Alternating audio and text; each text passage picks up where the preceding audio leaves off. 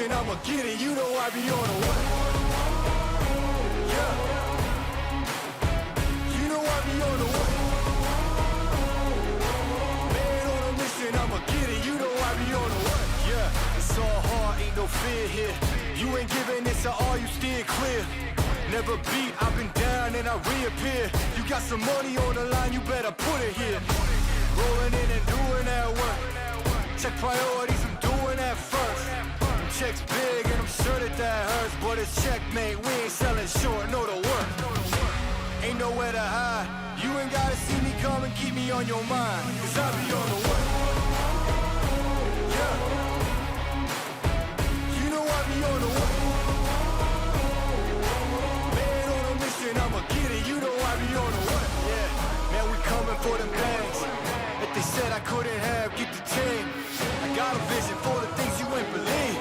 And here's the motto, hard work, this over everything. It's that comeback. I'm calling plays, hit the pass, then the run back. Yeah, I'm far ahead and gotta run laps. But we ain't letting up, we never done that. Ain't nowhere to hide. You ain't gotta see me come and keep me on your mind, cause I be on the way. Yeah. You know I be on the way.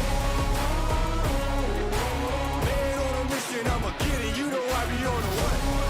Yeah, I'm on the way. On the way.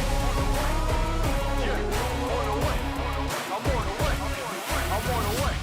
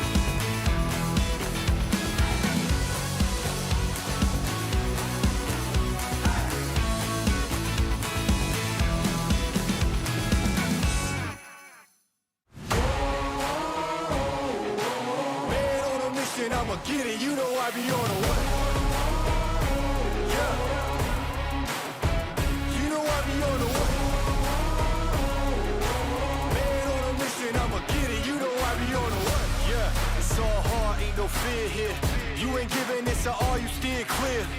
Never beat, I've been down and I reappear. You got some money on the line, you better put it here. Rolling in and doing that work. Check priorities, I'm doing that first. Checks big and I'm sure that hurts, but it's checkmate, we ain't selling short, no to work. Ain't nowhere to hide, you ain't gotta see me come and keep me on your mind, cause I be on the work. Yeah, you know I be on the work. Man on a mission, I'ma get it, you know I be on the work. Yeah, man we coming for them bags, that they said I couldn't have, get the team. I got a vision for the things you ain't believe. Here's the motto, hard work, this over everything.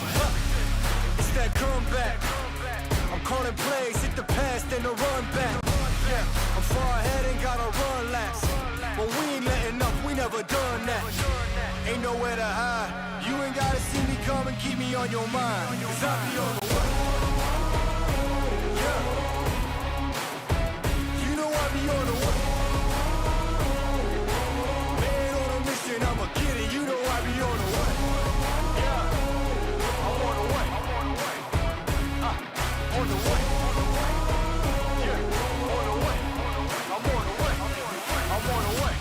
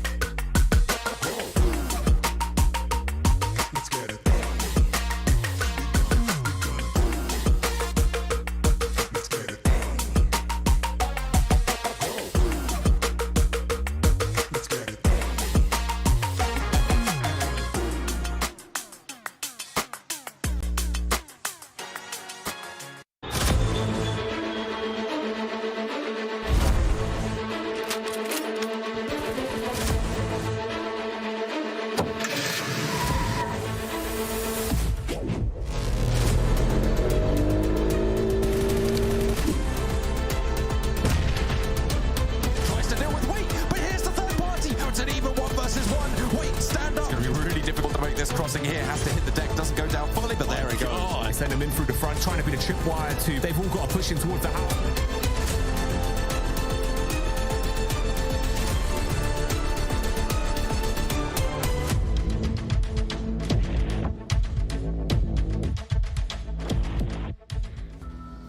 Day 2 of the second phase of PMPL EU Fall 2023 is here. I'm Jeannie and that's Galaris, and we are very excited to be here to bring you some more action after yesterday's incredible start to the phase. Yeah, it was insane, wasn't it? I mean, I don't think we'll be seeing Titan's record of that 35-point game broken throughout the entirety of the tournament. Never mind, maybe even PMPLs across this whole phase here, maybe globally, because that's a ridiculous win. So we'll see. What a way to start the phase, what a way to make a mark, but also as a reminder to follow us on socials to stay up to date with everything that's going on, including the incredible 35-point game from Titans yesterday, and also to support your favorite players and teams and just to stay in the loop. Another thing that's really exciting for our socials is a giveaway that is currently happening on Instagram, so make sure to follow the account and get part of the action. Who knows, you might get a chicken dinner IRL. You might also get a killer whale parachute. Ooh. Oh my! Killer whales used to be my favorite animal ever when I was a kid, Ginny. So I need to get that right now. I was gonna say, was that like 60 years ago, but I decided not to. Oh, whoa. Because I'm being nice. So let's have a look. So look at the schedule for today. We got a total of 5 games coming your way. Battleground starting off with Sanhok, into Erangel, into Miramar, back into Sanhok, and a final Erangel as well. I'm excited to see how this is going to be playing out. Sanhok, if I remember correctly, was played once yesterday, so it's going to be a little different today. Yeah, a blitz of a day, to say the least here. With 2 Sanhoks on the board, it's going to be a bit of a shorter day, just by a little bit. But one thing's for sure is that Sanhok presents a whole different challenge to Miramar and Erangel. So all of these teams are going to have to adapt quickly. Absolutely, and adaptation is key because if you're looking at the overalls already, Titan is running away with the lead. I mean, yesterday was a great way for that, was a great start for them. 60 points already during phase 2 secured. I'm not gonna lie, Kalaris, when I say that I am a little shooketh with VIRTUS.PRO being second. Shooketh and tooketh, yes, this is quite impressive by them, I'm gonna have to say. The way they got themselves the win at the end of the day, though, it's kind of what should have happened, considering their position, considering the terrain dynamic north of them, and they were able to convert very well with that. One thing, though, that I do want to point out, Ginny, is that, okay, MADBULLS might not be in #1 right now, but they still got themselves 2 4th places and a win when it came to yesterday's games. So that in itself is impressive here from them so far. It's a decent start for them. If they can continue to keep that average up, they'll probably end up in #1 at the end of the phase again.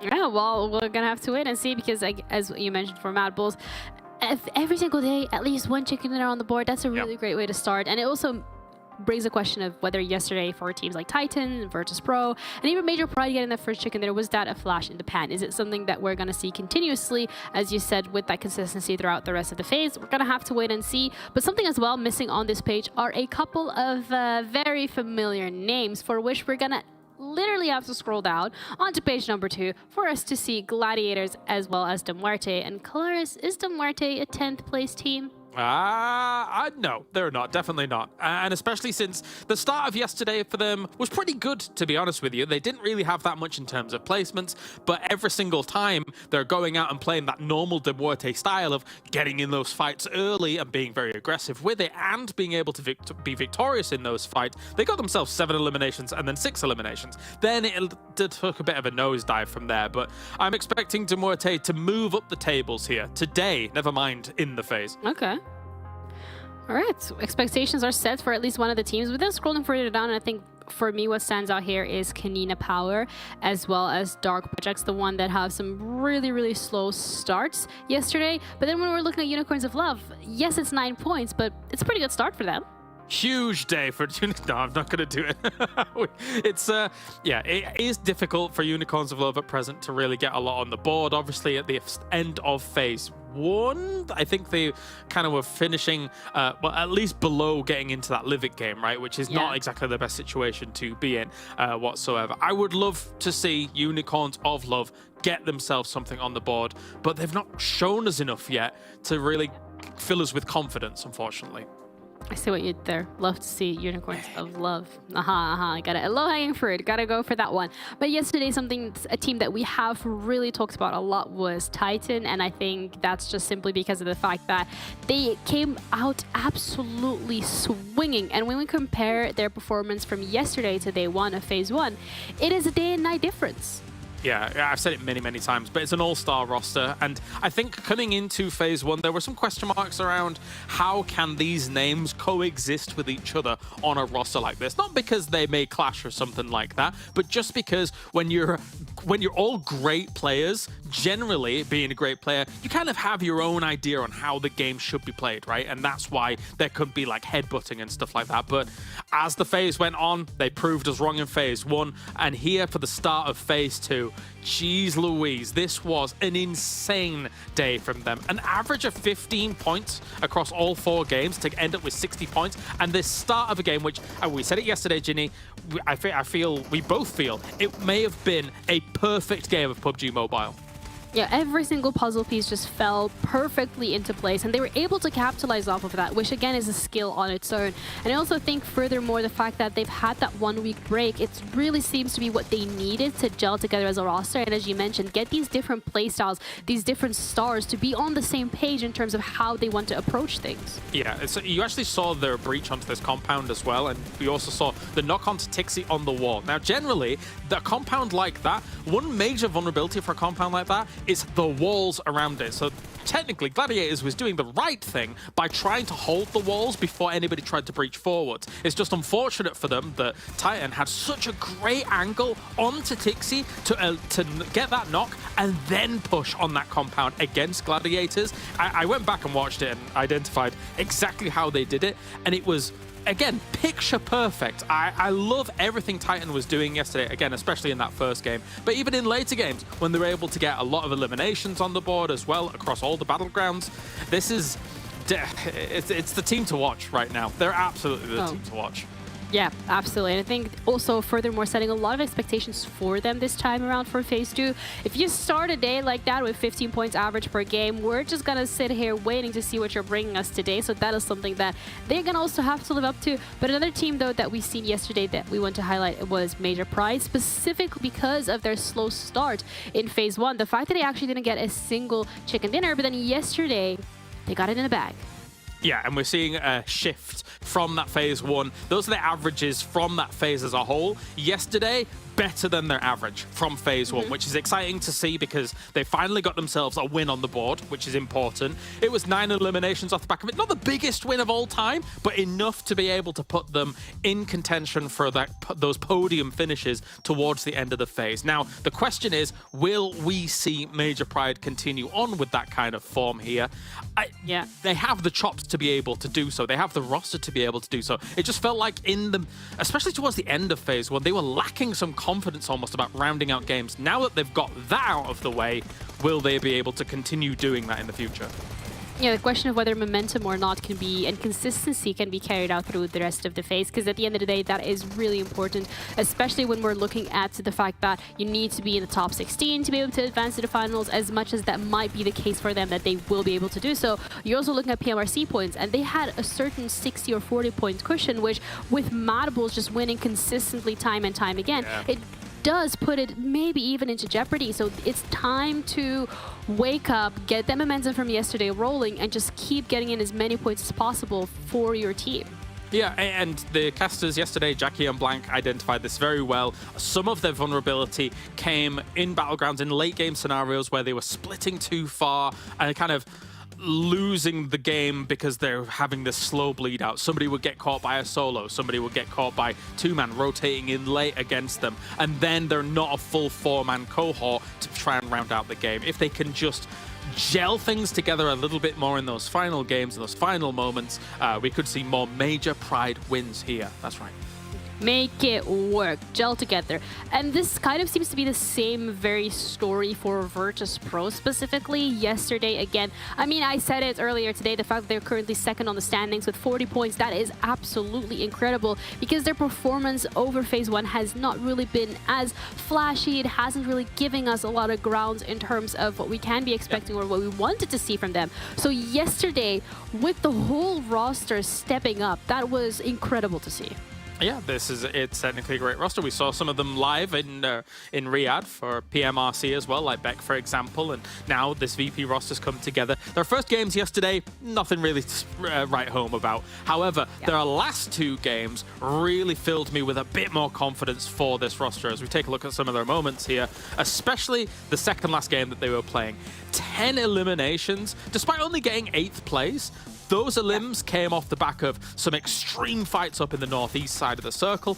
And then I felt like, okay, this final game, they've got themselves a great position as a launch pad to try and get themselves a chicken dinner.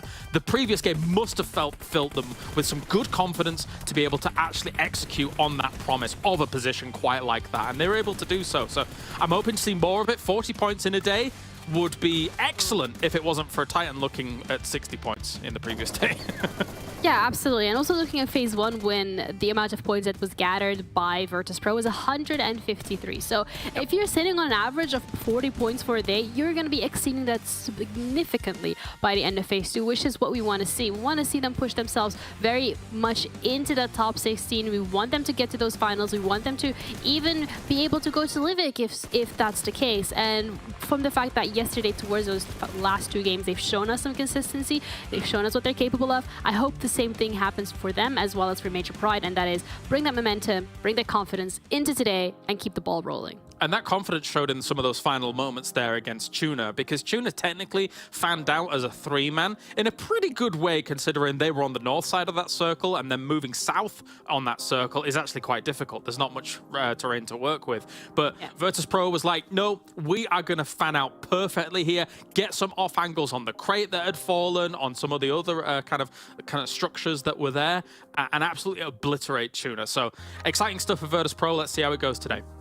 Yeah, absolutely. And I think another team rather on the slower side was Gladiators. We haven't really seen a lot from them yesterday, so it felt like it just wasn't working out the way they were expecting or wanting it to for them. Yeah, for sure. I mean, the whole narrative of yesterday could have looked entirely different had Titan not looked insane in that game 1. Because think about where Gladiators were when it came to the Titan warpath that was moving through and getting 25 eliminations and getting the win. Gladiators had the winning compound.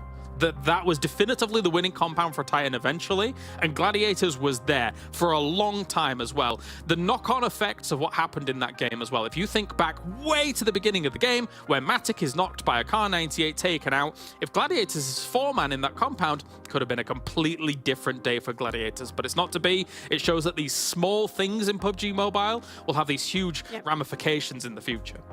Yep, absolutely. And that's something that today, again, we're going to have to wait and see whether or not they can improve that. Dagestan, another team that I would really like to talk about, because yesterday, again, they came out hot. They started off swinging. They got a total of 35 points, which, as you'd already put it, it's not a bad amount of points, but then you're comparing it to Titan and you're like, oh, well, the benchmark has kind of shifted a little bit. Yeah, definitely. I think Dagestan, you know what?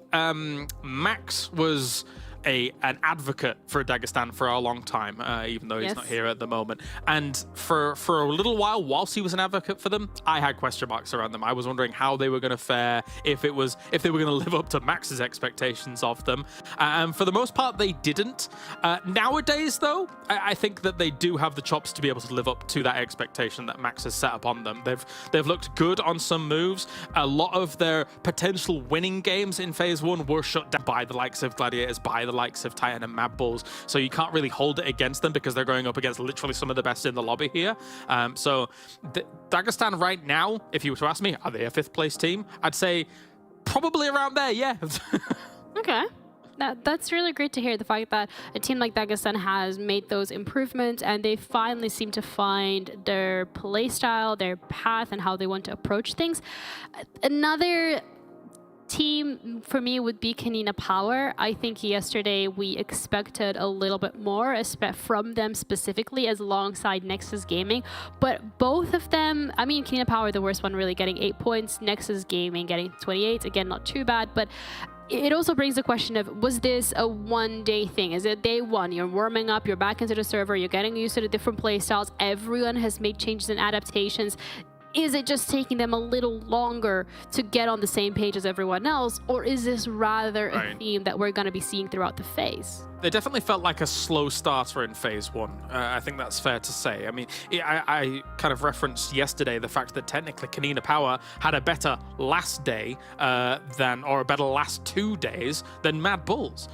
So technically speaking, they can get that engine revving eventually. It just takes them a little while to do so. I mean, even technically yesterday, they could have had an impact on MADBULLS if I think it was Agori or Ofhaze was snaking in and didn't move like a second too early and was kind of going to be acting as that potential solo to kind of backstab where MADBULLS was. Not to be the case though, because he goes down to the blue. If he makes that move 1 or 2 seconds earlier, he could potentially just look for a point. He could look for a flush, a knock on a flush onto one of the MADBULLS players, and that makes a huge difference in the MADBULLS versus SBG fight that goes on later on in that game. So yeah, there's again small things, ramifications later on.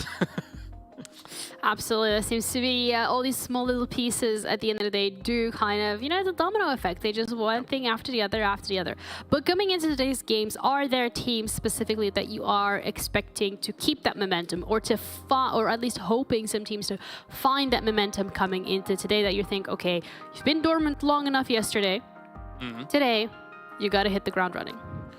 Honestly, I would really like to see VIRTUS.PRO do it once again here. I think that they have the ability to do so. I think that they were a sleeper pick when it comes to a roster as a whole, to be able to hang with some of the other guys up towards the top, because everyone's thinking Titans is going to do well, MADBULLS is going to do well, Gladiators is going to do well. VIRTUS.PRO's shown that they can hang with this lobby, so we'll see for them. I think MUERTE also needs to be able to step up a little bit here from their 10th place, as you were mentioning before. Are they a 10th place team? No, absolutely not. They were able to finish second in that previous phase and look great whilst doing so. And I like the style that they bring to the Battlegrounds as well. It's not the, okay, we're going to wide rotate like me and Blank do. Me and Blank do a lot of this. We wide rotate and avoid all the fights as much as possible, because I'm a strategic guy, you know? I'm not a very good shooter. Yeah. But MUERTE, they're great shooters. They will take those fights early and find some elimination points wherever they can whilst doing so. So yeah, I like seeing that style, and it can work and pay dividends moving up into those kind of upper echelons of the rankings. Yeah, absolutely, because at the end of the day, eliminations equal points as well. So we're ready to head into our first game of today. So thank you, Monster Energy, for making it possible. Head over to monsterenergy.com/gaming to check it out. And we're going to be heading into the action straight away with Jackie and Blank. Hey, here we are back again for day 2 of week 3. Blank. Oh, mate, yesterday was a treat, right? Like, we started it off with the whole main course as our opening game. We were just full the whole day. It was ridiculous. I mean, we couldn't get enough. It almost put a bit of a dampener on the games afterwards, right? You coming through with a 35-point game like that, does sort of feel like everything after that is a moot point, which is a bit sad, but a fresh day right now. 2 Sanhoks on the card as well, so nice, easy breezy for these teams in terms of getting towards that end game a fair few times. I think there's a lot of fixes that came through on Sanhok, which makes it a bit more of an exciting map. We are having like 8 teams go down in that early game. MUERTE needs to move earlier. They're not getting as much rewards from playing down towards Camp Charlie all game now after some of those adjustments came through. But there's a lot of good points coming through on the desk. I did like that Kale was mentioning that MUERTE goes for these early rotates. They like to get into the thick of it nice and early on. Titans, let's see if they can continue big today. You know, their first game yesterday was massive, coming through fresh on today as well. Maybe this is another time for them to pick themselves up another big game. Man, I like as well, you know, coming into last season of EU, I was the one sort of, you know, really sort of sat there going, hey, VP. Everyone laughed at bash me. you down. Even Max, you know, he sat me down and he said, look, Jackie, VP, it's probably just not the best pick. I don't know if they've got it in them. And now we've got Kale backing me up. I love to see it. And I'm surprised, honestly. Like, the fact that they did it so quickly over the course of yesterday's Playday, Blank, they were just squirreling away points like they were getting ready for winter. I don't know how they did it so fast. Yeah, cheeks full of just eliminations as well as placement points at the moment. They're doing fantastic. It's really, really good to see. And I think that it did sort of come as a surprise as well, because particularly yesterday, me and you were saying that, look, that last game, fantastic, looked really, really good. Yeah. Obviously, we did predict them because Kale had the insider knowledge. He knew what was going on. He saw it from a mile away.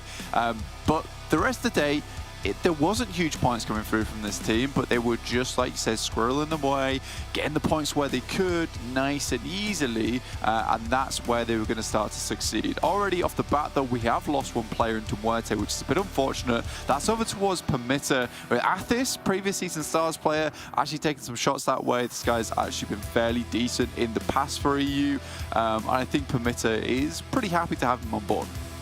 I'd like to see a little bit more from PERMITTA over the course of the day as well. Of course, you've got the ex-VP man in Folly there, who's moved on over to the roster. I will say they've got some of the better player profile pictures. There's some really good ones in there in terms of just being a little bit more emotive. I like them. So we'll hopefully get our eyes on those a little bit later. A team that you physically cannot avoid to witness, though, is Titan Gaming. I mean, they were just running away with things. Here we go. They knew exactly what I wanted. This is the profile picture, and it was the beatdown, Blank. Mate, that's coming through with the new combat knife as well, which is always good to see. Just sliced in one. I mean, those are situations where you've got nothing to lose. You versus a pistol, and my guy just cuts the throat, and there you go, DeMuerte's out of it. I'd be really, really upset with that one if I was one of the DeMuerte players there. It's Furia of all people as well. He's going to be mad. Mad as hell.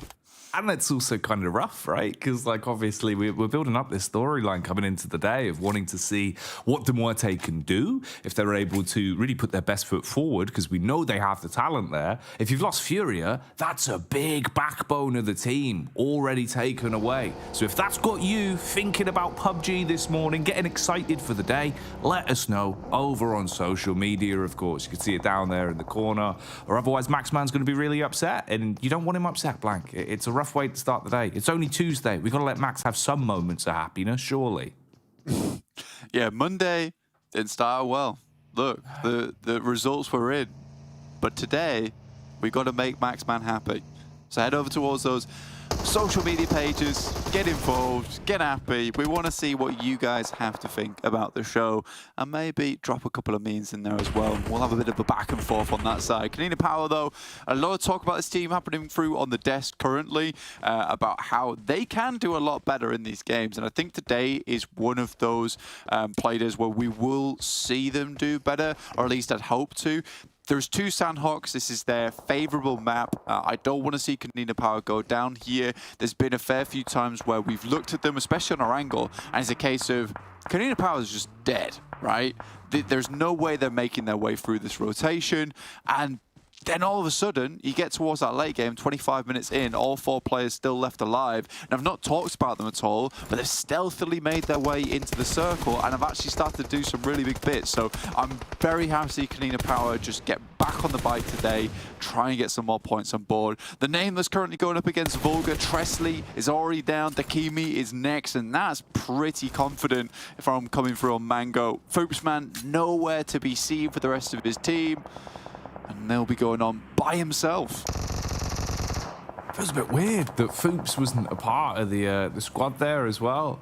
You know, normally it sort of seems like he's the one that instigates a lot of these fights and is kind of willing to take charge a little bit more. But unfortunately for him here, in terms of the rotate, his team was so much further ahead that they've just basically been trip-lined and taken down. And they're going to get finished off. So VULGAR, although they had some moments yesterday, Blank, where I feel like they probably could have pushed for even a few more points on the day, this is a rough one to start off today. And obviously today, in terms of the space missing with the battlegrounds we've got as well. Having the back-to-back Sanhoks, well, Sanhok's in the pool for the day. You know, you really do need to get in a little bit early. It feels like if you're lagging a bit at the start of the day, you can't wake up as quickly. It's not the day for it. You know, this week is one of those where you have to wake up absolutely fresh. So a shame there for VULGAR. Going to be hard, obviously, for Foops. I suppose at this point, game plan is just see how long you can go.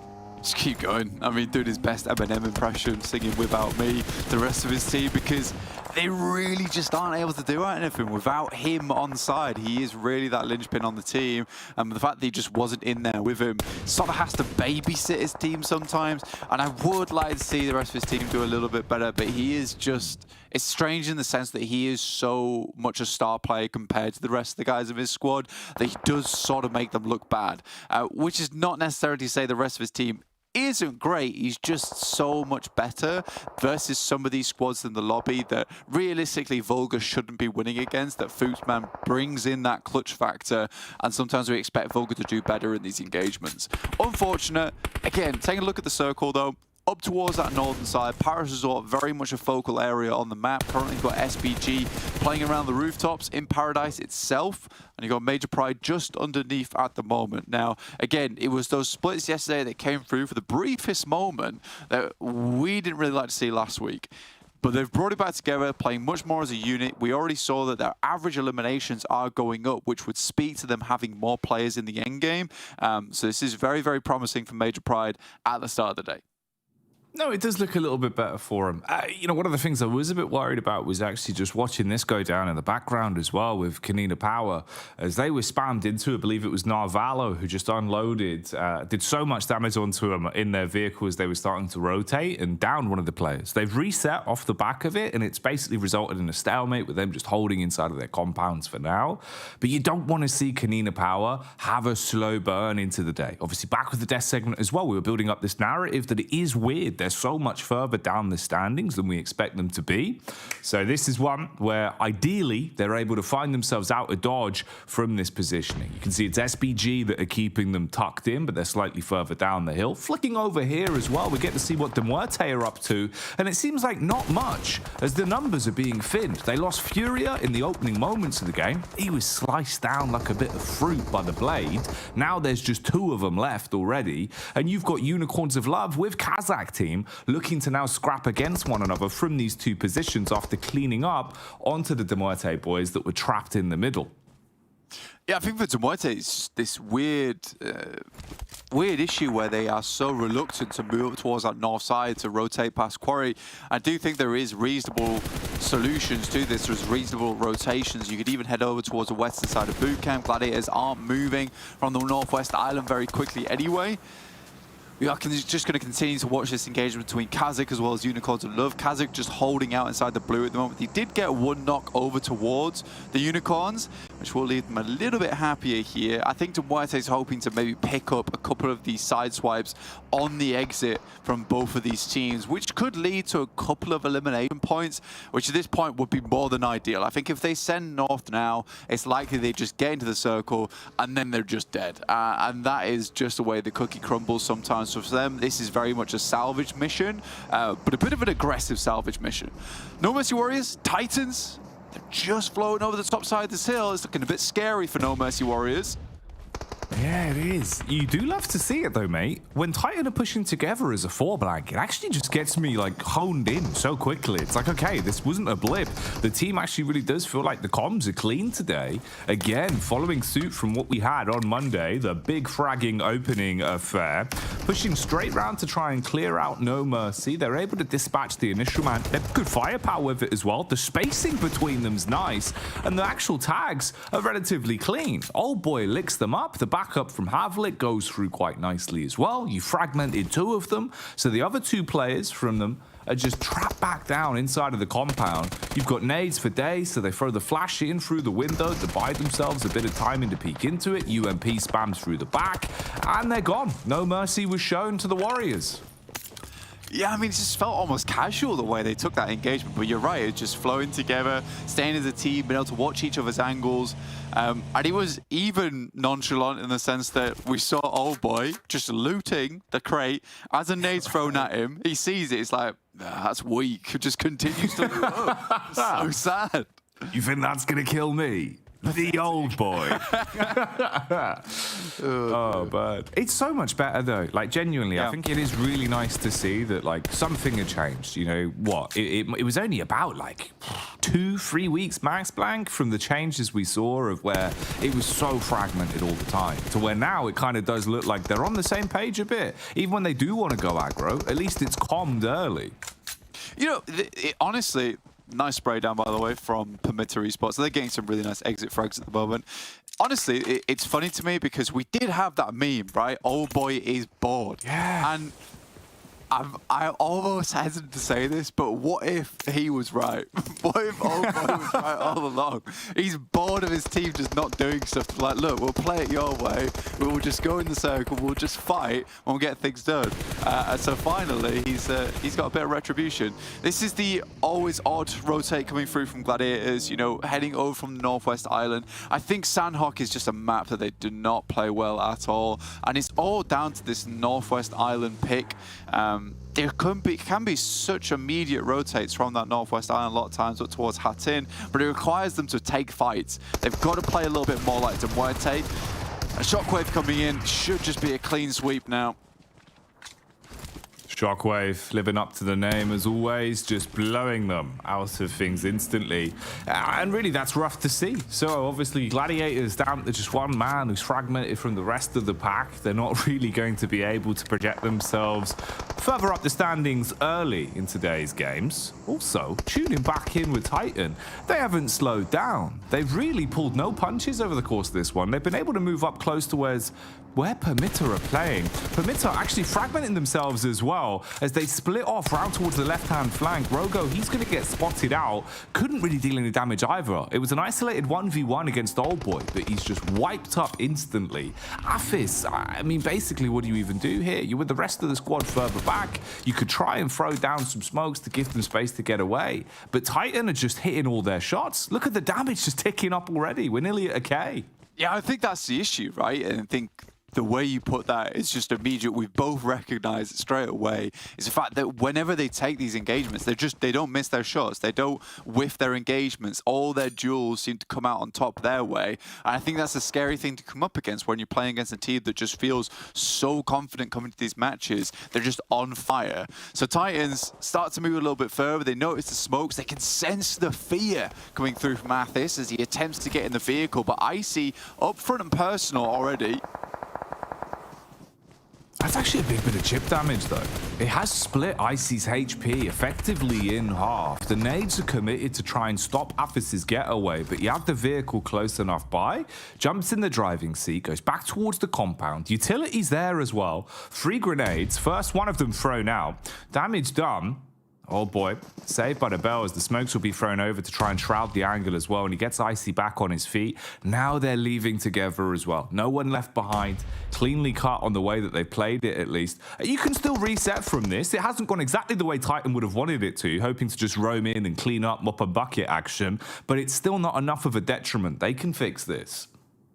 Yeah, just squeeze out that mop at the moment, go again, reset. And I think the fact that the circle moves up towards this northern side, PERMITTA Esports down towards the south, they have to push towards Titans eventually. And MADBULLS just played their hand. I think that's the most important thing for them, is that MADBULLS' position now known. That's the reason they were able to get that angle from Temp, is the fact that Titans was trying to get out of the way of the angles that were opened up from MADBULLS on that northern side. Taking a look at the circle, though, it's a little bit difficult to play this one. I mean, there's not a huge amount of really big compounds in this area. As you can see, there is a lot of high ground. There's a huge amount of tree lines available as well. So very easy to get stuck in, very easy to get out of the way in terms of staying hidden too. Oh, mate. Matic. Okay, well, you love to see the fact at least he's able to make some cheeky maneuvers, right? Sprays out through the back of the shed, does some damage onto Shockwave. Now, this is Shockwave that have been relatively uncontested into the course of the game so far. Oh, they've got all the nades in the world, though. You can just bounce those straight in off the off angles. Same could be said for Matic, though, Blank. How's he basically just soloing them right now? I mean, he's doing really well. I think the fact that he was able to stop the push so quickly and so easily means that any other team looking in this direction is just going to take a bunch of shots. Now just smokes all the windows, so Scars is not getting in without a really big push towards the building itself. This just makes life so hard for these players on the edge, and Matic knows exactly what needs to be done. He just needs to isolate these doors and keep these players out. This is just sheer shenanigans from him. He's got back up with the fact that you're being picked apart by the Nameless as well. He's going to start to attack. He wants to aggress out the window. The timing on it was pretty clean from him, but the DBS is in the hands of the awaiting man from SHOCKWAVE. And Matic, if he oversteps the mark, he could fluff his line in one swell swoop. That's not even English, but that's what he's got to deal with, Blank. He has to tuck off back into the corner. Holds with the SMG for now. Wagner's able to get the heal out as well. Actually fully commits to it. He's just toying with him. I know, man. He's just literally has to hold on the outside, make them nervous to go for these first aids and hope that it goes down. Continues to sit at that angle. Baits off the nade as well, and there's still more shots coming through. He's got nothing left in terms of medical supplies, though. Magnazada. Oh, he's got him too. Now just Scars remaining. First aid kit will be pumped off the back of it, and there's still more shots. First aid kit has to come up before the nades come through, though, and it does. This is so lucky for him. He should survive that one, and then can immediately hit another first aid kit as well. Mate, what is this fight? How has it been going on for so long? Matic just toying with them. And the bells and whistles will come back to pay dividends as well. You can heal up now. Last second with the blue ticking away at you.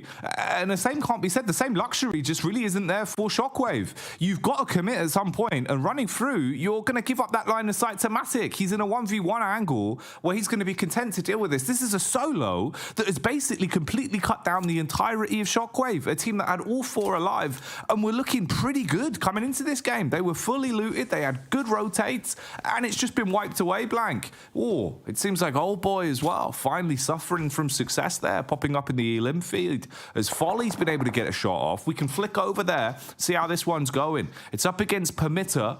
Old Boy's recoverable, he's in an okay angle to be put back on his legs. SHOCKWAVE are done as well, so they don't pest Matic on that one. And it's just Temp waiting off towards the rock side with Folly down in the gulch.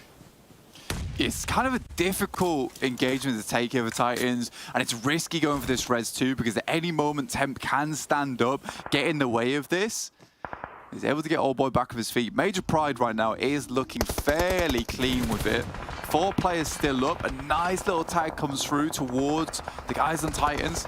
Luckily there's a bit of return fire though. I see. He's got the flank for it. Look at him, he's so low. Folly tucked into the corner as well. Going to be sprayed and shut down eventually, as that will connect. It was actually Major Pride up from the top of the hill as well. Now, we haven't mentioned their name for a while, but they have been floating in a good position for quite some time. The rotates have been clean from MP, and it's not been overly aggressive. It's not been fragmented. And right now, with the sort of meta we've been seeing in these lobbies, this is where I'm thinking it bodes well for Major Pride. When they haven't had to split up and they haven't had to fragment themselves and spread far too thin, Blank, it looks good going into these later circles. You've got all 4 alive. Util's relatively good from what I've clocked as well, flicking between some of our different POVs, and they're feeling at least a little bit more comfortable to third party here and there. In terms of the split around them as well, you've got KONINA Powers remaining few players just down to the offside of where MADBULLS have taken control of the inner compound. Yeah, I think for MADBULLS, this is actually fairly decent for them. They can sit in this compound for quite some time. 2 players still up. Happy days for them. The Nameless also will have to deal with Matic, who has been on a tear recently. Finds Mango. Almost takes down Hamos too. He has been ridiculous in this match today. And I mean, gets himself towards the 7th place. Way further than I think he even expected himself to go. Of Hayes sending some nades over the top of Major Pride. Too quick with it. And now MADBULLS look to send away further towards the center of the lobby, split their 2 players up and look to get a little bit further into this game. This is a Major Pride that are out for blood on this one. You can just see with how they're playing it, how swift they are to engage. The comms look really clean. The rotates have been precise from them as well. And again, now you add to the fact that you've also got a compound that was pivotal. It's now completely taken for you. VP also wanting a piece of the pie as they will strike and deal some damage with the shotties. Just trying to play around this map geometry here with a vehicle giving you a little bit of cover to work with. Nameless, they know they're scrapping on this one. It's a tight 2v2 to work with. Beast is down back towards the rock side. He's just taking pot shots from both Titan and MADBULLS, and the rest of the squad was looking to clean up onto the damage done to VP. Meanwhile, Titan spraying through the smoke, connect onto Zerich. That's a big name to take out for MADBULLS. Yeah, it's actually fairly huge. And if you're MADBULLS, they're going to have to go straight into survival mode once again. Major Pride, though, I think, again, it's just this idea that they have played together. They have had smart rotations. This is now slightly more difficult for them. Again, it's not an easy prospect for Titans either. The only thing that's keeping them in this game is the little bit of hard cover that's down towards the south side. So they are very lucky that it's still in play. We can't not talk about VIRTUS.PRO, though. Again, they're getting towards the end game. Wait, Elementrix, Ruda looking really, really good here.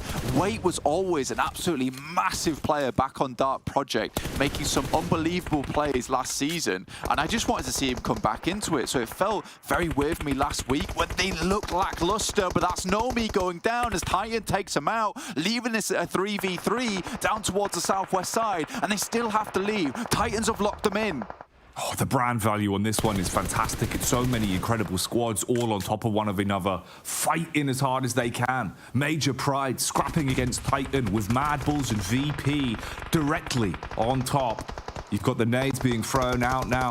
Major Pride re-engaging perfectly placed as it detonates on the head of Rops. It forces the hand of Icy and Old Boy here. Old Boy, he's got to provide that cover, but they're just eating nade after nade. It's a matter of how many of these can we sustain before we go down. It seems like Frozen, though, takes an opportunity to peek back in. This also forces the hand of VP, but they're not content just fighting Major Pride. They want to shut down Titans too, thin the herd and deal damage across the board, Blank. It's kicking off everywhere.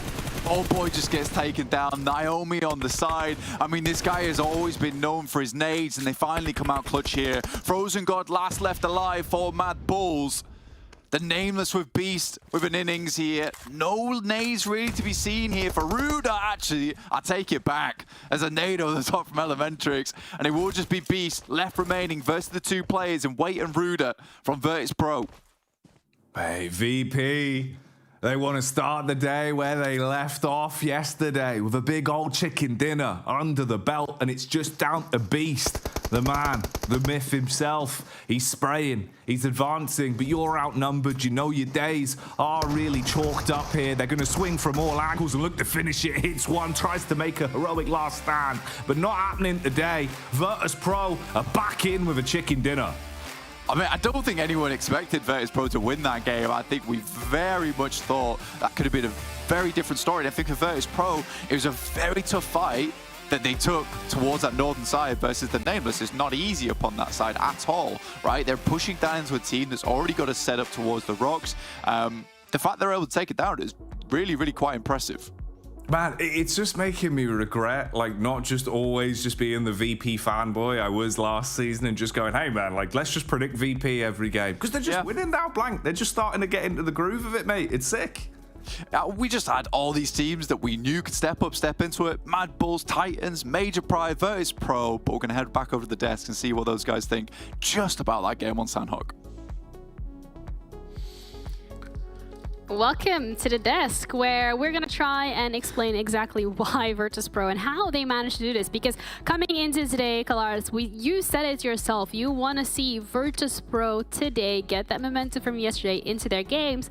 And they gave you exactly what you wanted. But how exactly was that possible? I don't know, either me or the harbinger of VP success, Jackie on the cast. Regardless of which one, it is them looking fantastic in this game. And one great thing about how they played this was they didn't just sit around in their compound and sit on their side of the road and try to make plays happen from that side, because sometimes it's a bit treacherous kind of crossing over roads on Sanhok, but they went over the road towards the east side and then were able to tackle the Nameless very well against that. And that that was absolutely the winning play in the end from VP here, who was looking fantastic. Bear in mind, there was a moment where the Nameless probably should have shut VIRTUS.PRO down. They had them all knocked bar one, but then VIRTUS.PRO was able to make the recovery of 3 players here. So a little bit of shenanigans going on from the Nameless where they should have shut VIRTUS.PRO down, but kudos to VIRTUS.PRO for being resilient and able to recover from that very dicey position.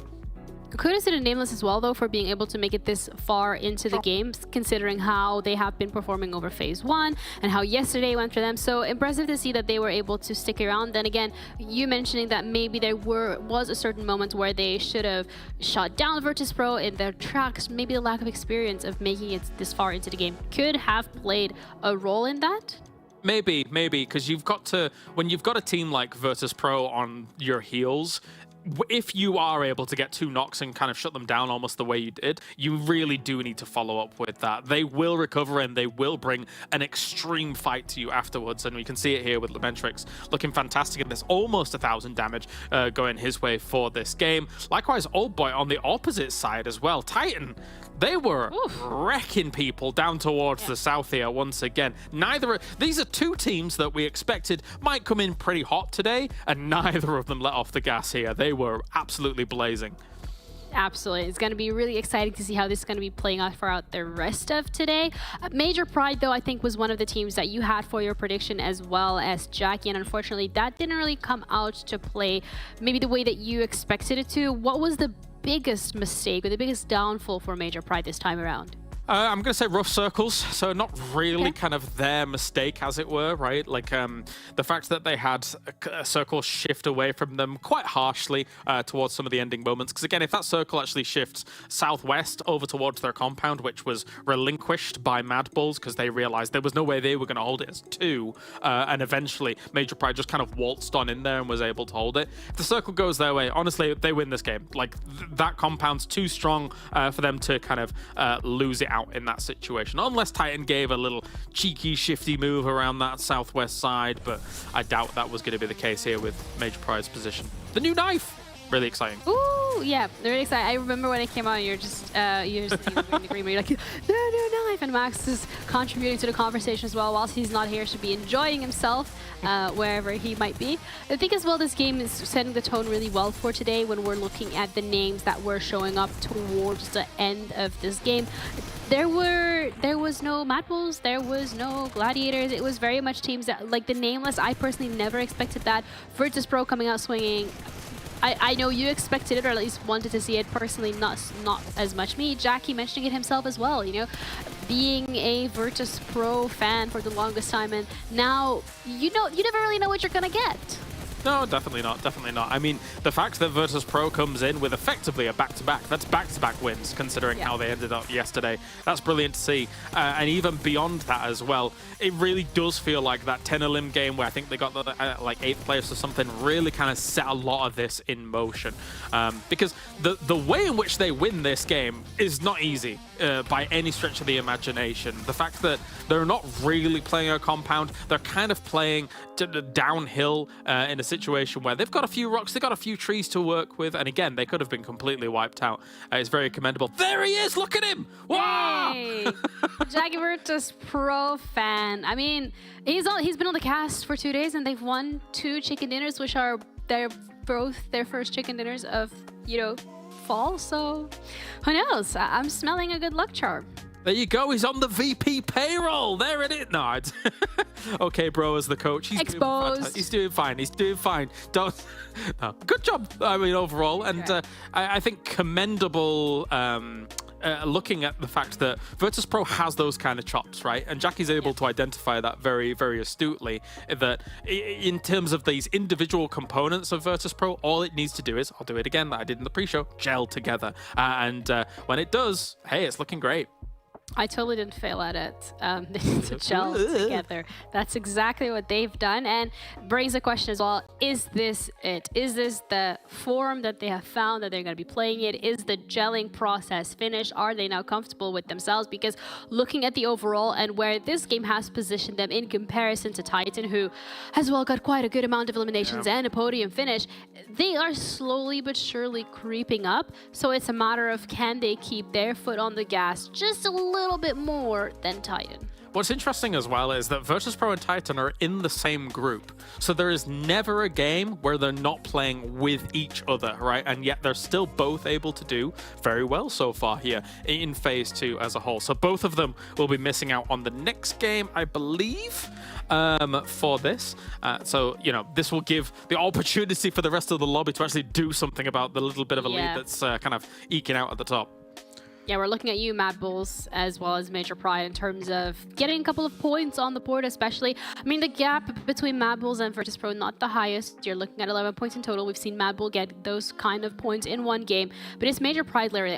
I'm happy to see that they have been a little bit more consistent in the last.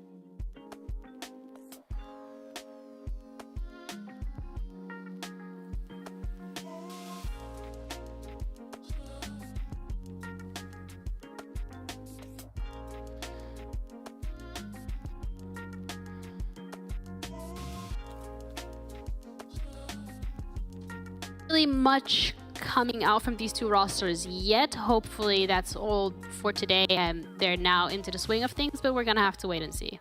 Yeah, definitely. We will. I'm sure that some of these teams like Gladiators and MUERTE will do the jump back up here in due course, in due time. Yeah, just gotta give them time to adapt. And then, I mean, there's the bottom. We're not gonna talk about that. It feels like we've seen that a couple times before. But thank you, Monster, for making this all possible. We are now ready to go into the second map already. This is going really quick. Erangel coming up next with Blank and Jackie. Oh, strapped in for our second outing of the day then, as we keep on moving through these battlegrounds. Blank, mate, it's been good, isn't it? You know, we get the VP storyline, we get the insane games from yesterday. I'm living for it. It feels like it is a simulation every time we get to do these together. It's good. I'm really, really happy with it. I mean, we're straight into the games. We get some strong matches. You know, we just bring the vibes, we bring the action, we bring the power. That's what it's all about. And VIRTUS.PRO certainly looking pro in these matches at the moment. Like Kale says, like you said, practically the back-to-back coming through off the back of that Miramar yesterday, taking the high ground advantage. That was one of those games where, you know, looking back on it, you know, I had to do an analysis because Kalaris put me in my place after the show. So told me that I was a silly Billy for not picking them. And I did look over it. I was like, look, they had a really strong position. It was practically the winning position at that point in time. No one could really actually assault them. But they played it out still fantastically well to take that spot early on. They were not close to it in the first place. But yeah, an easy finish on Miramar. And then we see that they can do the complete opposite, the reverse side of things, which is a case of that is not an easy win to take on Sanhok. Like Kale was saying, like Ginny was saying, they had to push through a lot of teams, a lot of difficult terrain as well to work around to take that win away. And a lot of it was kind of by the seat of their pants, really, to just take that win. A lot of improv going on. And I'm okay with that. I like it. But it just shows that this is a different VIRTUS.PRO coming into today. Yeah, it's like, you know, if you look at like the top of our standings right now, those top 4 teams, right, we're all alive with nearly, give or take, 1 player in each squad, full squads in that circle. And VP still had to fight their way through them. So it really does go to put the proof in the pudding, right? That was a big win for them to take. Yeah. And it's got to be huge for the momentum. That's the sort of one now where you can sit back happily, knowing you're not playing here in our second game of the day on Erangel. It doesn't matter. You're going to be content. Everything's going to be good in terms of the vibe over on TeamSpeak. You can just let that one lie until you come back into the game, right? So probably the dream start for them. But let's hone back in on some of the squads we will be seeing here. And one of the squads that we kind of want to see something different come through is Gladiators, because that last game, Matic, he's been really good all season so far. A really big change of pace coming through from this guy. And I think that's what you need to see from him at the end of the day, is that Matic is actually trying hard to be that reliable player on side, trying to help the team out. A lot of times in the past, we've seen him take these off angles quite a few times. This time around, though, playing much more with the team alongside Tixi. That's a really deadly duo you have on board. But if it's just him towards that end game, these rotations feel a little bit slow. We're moving away from that fast-paced gameplay that did get them so many points last week. I think we just need to get a bit more of that pinpoint action, that pinpoint confidence back online for them. I also do wonder how much we'll see from Alpha today as well, man. Because, you know, there was bits. There was definitely little moments of greatness. It just felt like they were falling short sometimes at the final hurdle. So I'd like to see what's going on there. A few other key squads we'll keep our eyes on. Starting it off with the Unicorns of Love as well. That it feels like a lot of the times have been the Unicorns of Unluck. Just really have been struggling to some of the early zones. I haven't really seen them hit their stride. And it's been a bit of a shame. So we'll see. You never really know. Maybe the Unicorns will have some sort of magic, I would say, up their sleeves, but I don't think Unicorns would have sleeves on. Maybe like tucked under the hoof. Maybe. Just let me roll up the main real quick. Show you what I've got to offer. I think that for Unicorns of Love, it's difficult. I mean, they've got Rollkiss, long-standing player in the scene. They've got Woodson as well. CJ, Bonnie, a little bit more of like these two players that have got a bit of an unknown to them. Are just not really there right now for the team in terms of the firepower, in terms of the rotational capability. And it feels like they're getting stuck sometimes towards parts of the map that you really don't want to be mired down in. So a little bit of woe coming through for Unicorns of Love. Hopefully that changes in future. But we do have to have these teams that are on the bottom end of the lobby. It just happens every single tournament. And I think that when you do look at a region like PMPL EU, it's getting quite difficult now. It's getting quite difficult to be on top. It's getting quite difficult to maintain even just a middling position within the standings because there is so many good teams within this region. I think even if you looked at the standings right now, we don't have a team on the overall rankings that is like below 50 points after last week. And we have seen that in the past where you will see a team come off the back of a phase, 30, 35 points. It looks horrendous. We don't have this here. Everyone's still putting up points every single game. Everyone still can succeed. And I think that's the difficulty behind it for a lot of these squads at the moment, which we come straight back full circle to Gladiators, is that they can't always do well. And I think that what they showed us last week was such a change of pace where they were just sprinting into it. You know, they had a really good amount of swagger. That's going to come back. It will come back, but for now, they're just having to regain their bearings. It does just feel like, you know, the way you're summing it up there is pretty on the money as well. That almost something has sort of changed a little bit in terms of the consistency across the board with a lot of our top squads. The kind of fine margins that we'd be looking at previously that would set you apart from, you know, being able to take a chicken dinner or sort of coast your way through the upper echelons of a season kind of gone out the window a little bit. It feels like everything's a little bit more aggressive now in terms of sort of when we're seeing teams instigate fights and also just that ability to control the tempo of the game. A lot of our top squads knowing just, you know, when to turn it on, when to turn it off, especially with teams like Titan as well, you know, with the whole storyline with Old Boy and the way that we've been kind of building that in, where they're playing a lot slower now, willing to sort of work as a unit and then just really kick the gas up when they need to. I think it's just meant that overall the entire competition is just far tighter than potentially it once was. You know, the week 3 already here has just gone to show how easy it is for those chicken dinners to be traded around from, you know, sort of what, a handful of 5, 6 different organizations here that are showing that they really do deserve it, closely followed blank by in those final circles a collection of different squads. It never feels like it's too rinse and repeat right now, so it's kind of interesting, you know. It's making it a little bit harder to call. Absolutely, and I think that the way that I look at it as well is that, you know, first week phase 1, this is a frequent thing that happens in our splits, is that you have your first phase, which occurs over 2 weeks, right? You know, you'll have the 2 weekends, and then because we get a patch in, as we already saw, you know, last game, we had the combat knife big coming blade, through. Very nice, the big blade, cut them to ribbons. We will have a week off to let that patch go through, so we're not playing any shenanigans coming into the actual tournament itself. But I think that for a lot of these teams, Phase 2 is always adaptation week. It is massively so that week where, because you have so many game days as well, 6 in 1 week, where you can really figure out what you want to do, and you've already had that week prior to just take a look at all the teams, take a look at all the rotations, see exactly what they're doing, which is why it's quite difficult for Gladiators as well a lot of times. I know I'm looping back to him, it sounds biased, I promise you it's not. He is wearing a Gladiators jersey under his shirt, by the way. That's right. I don't want to let anyone see that. That's why it's why this type of material is non-see-through.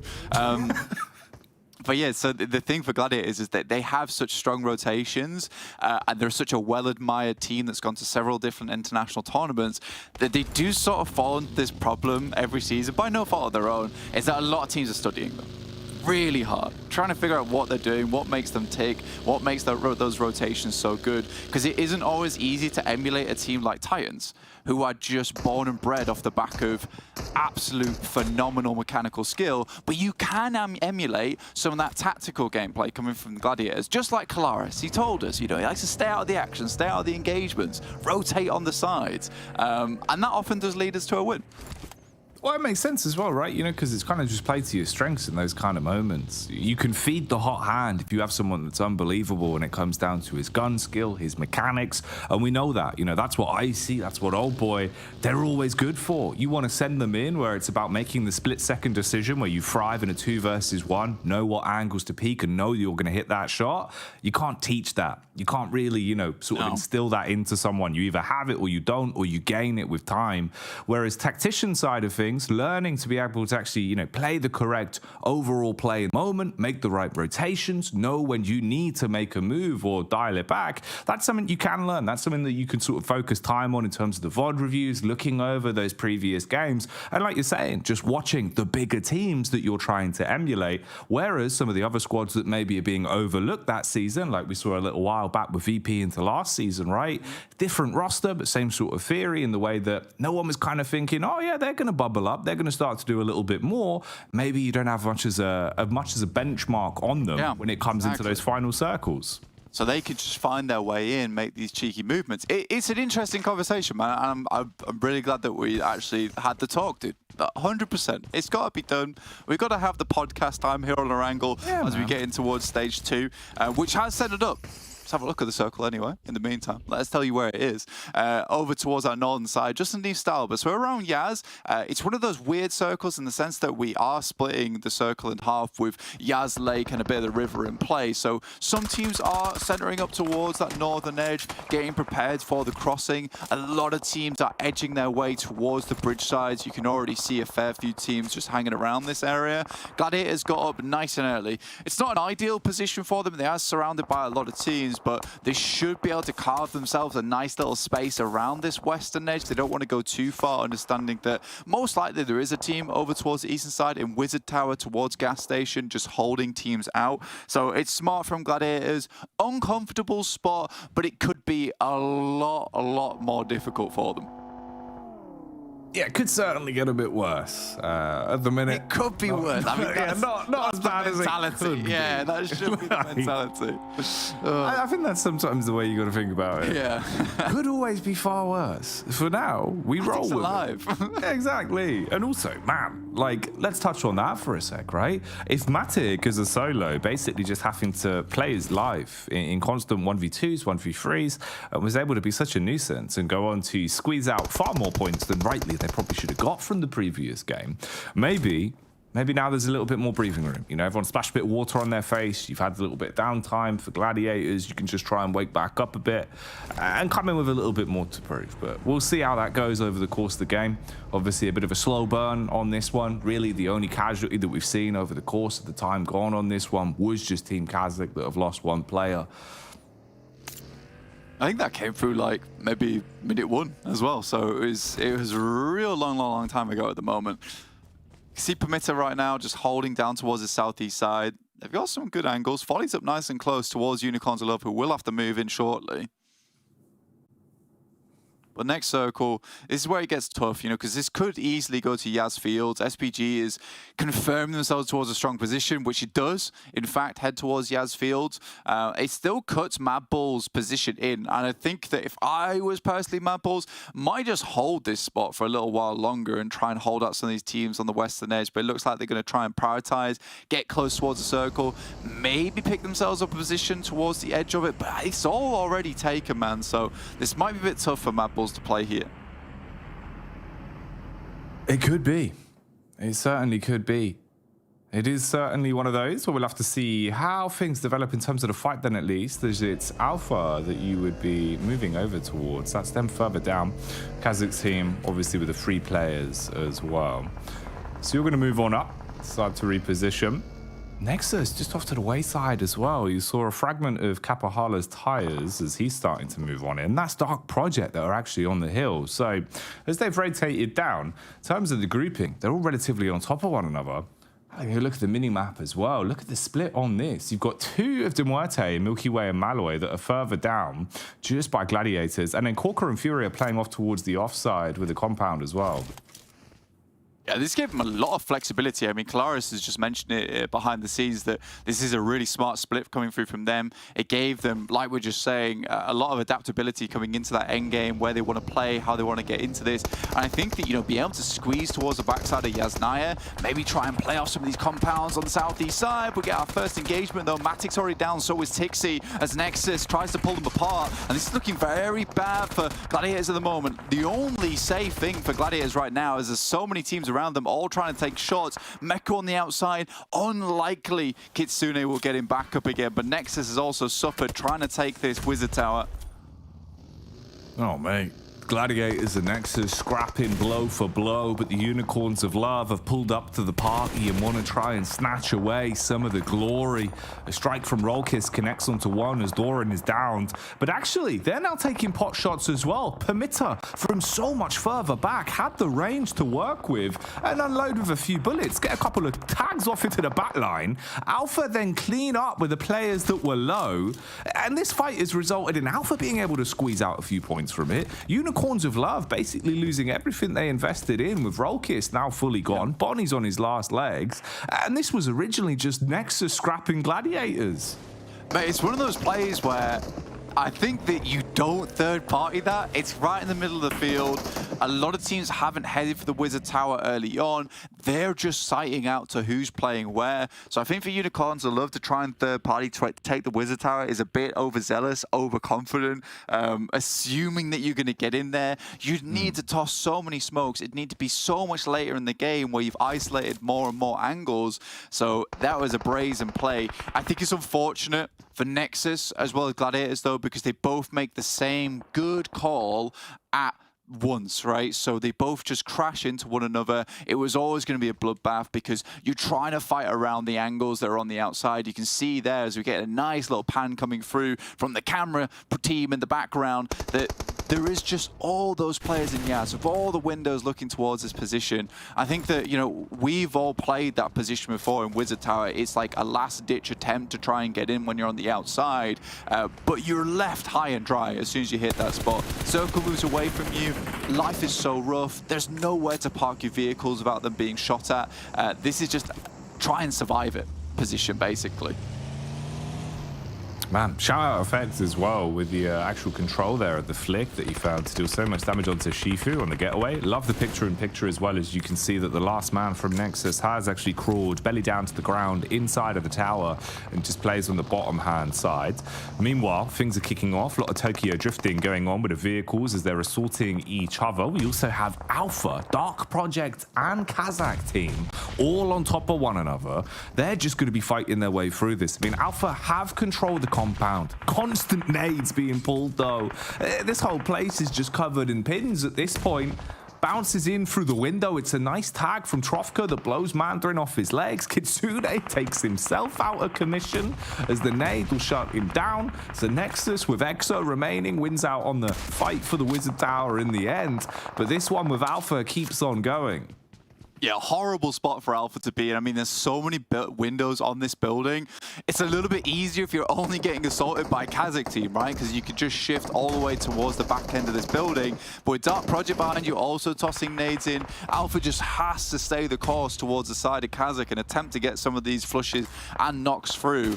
They've survived, but barely. Absolutely barely at this point in time. MADBULLS also taking shots. Major Pride was on the edge. They took down some of Dark Project's players. And I think for them, they understand that this is two teams absolutely whittled down. So this could be a good position to send for. Nomi down towards the south side, looks to get some scouting done. Maybe go for an off angle. Scary, scary. Don't like it when Nomi does this, but he's a strong player and he finds the off angle. That's big. Oh, this is even larger than first thought as well, as he actually gets the follow-up spray out, and this kicks off the engagement. KASIK, knowing now from the initial damage done that they want to try and close the gap a little bit, that's not ideal. You're burning somewhat there. That is going to take you out. Exipa actually dashing the molly. Does ignite Trofka, so he's now on his last legs, which has given enough timing for the rest of Major Pride to start to close the gap between them as well. Nomi loses about half of his HP, so loops back round to play with effects contact. If you push into the building, the one big worry is just the shotguns in close range. You've got the DBS on Exipa, Mandarin as well with that SMG, the UMP just holding the doorway. The quick rate of fire will spray into you, but they've still got nades. They're all so close as well. If you can find an angle, bounce that off of the windowsill, as long as it's on target, you could absolutely ruin them. Unicorns of Love, meanwhile, they expire in the background. That one should be huge. So much damage, Blank, but they still survive it, and they're able to actually dash out as well. He's gotten away. He just left it out of there immediately. And I think that for KASIK team, they're pretty lucky with that one. I don't think Mandarin even knows that your boy is in the building. Exipa instantly sees him though. He can't do that. Runs straight into another nest of players there. I think Major Pride's done fairly well to get towards the position. It's a good identify, but Nomi once again just takes a slightly too aggressive angle. They had to get in here quicker and just start lobbing nade after nade after nade. He will get rezzed up into picture though. For the map itself, it does center towards the field again. And you know what? If Gladiators have won that fight handedly versus Nexus, maybe there's a different game here in play.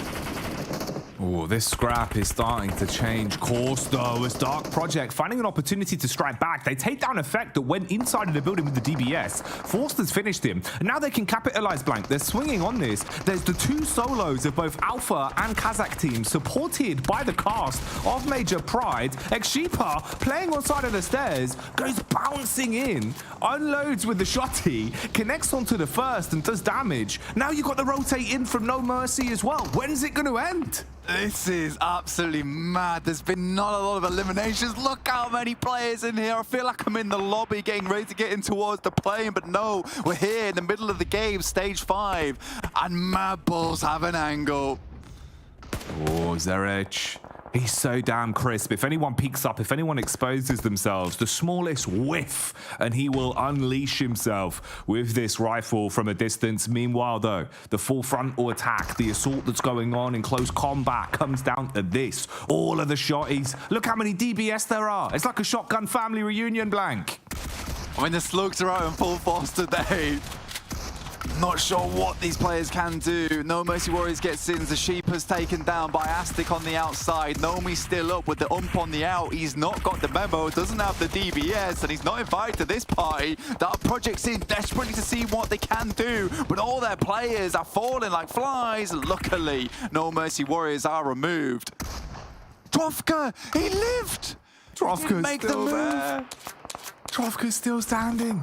He tucks into the shed. Utility under the belt as well. Oh, hang on. Dark Project. Ooh. Don't give him the 1v1s. This is what he's going to be licking his lips for. The dive out through the window is the saving grace as the shot will land and KASIK team go down.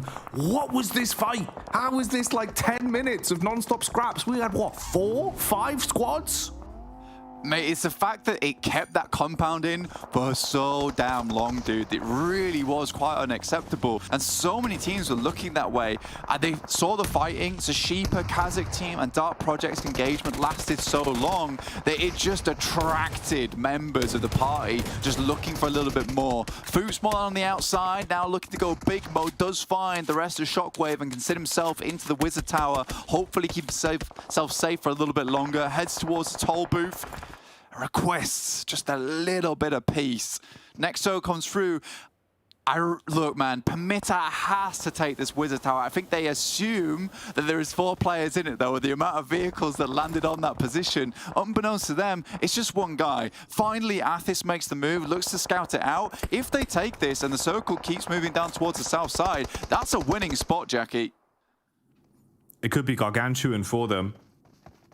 Really, it just goes down to how annoying can EXO be? How much can he force out when it comes to defending that angle and keeping himself alive? And when will they opt to actually go for it as well?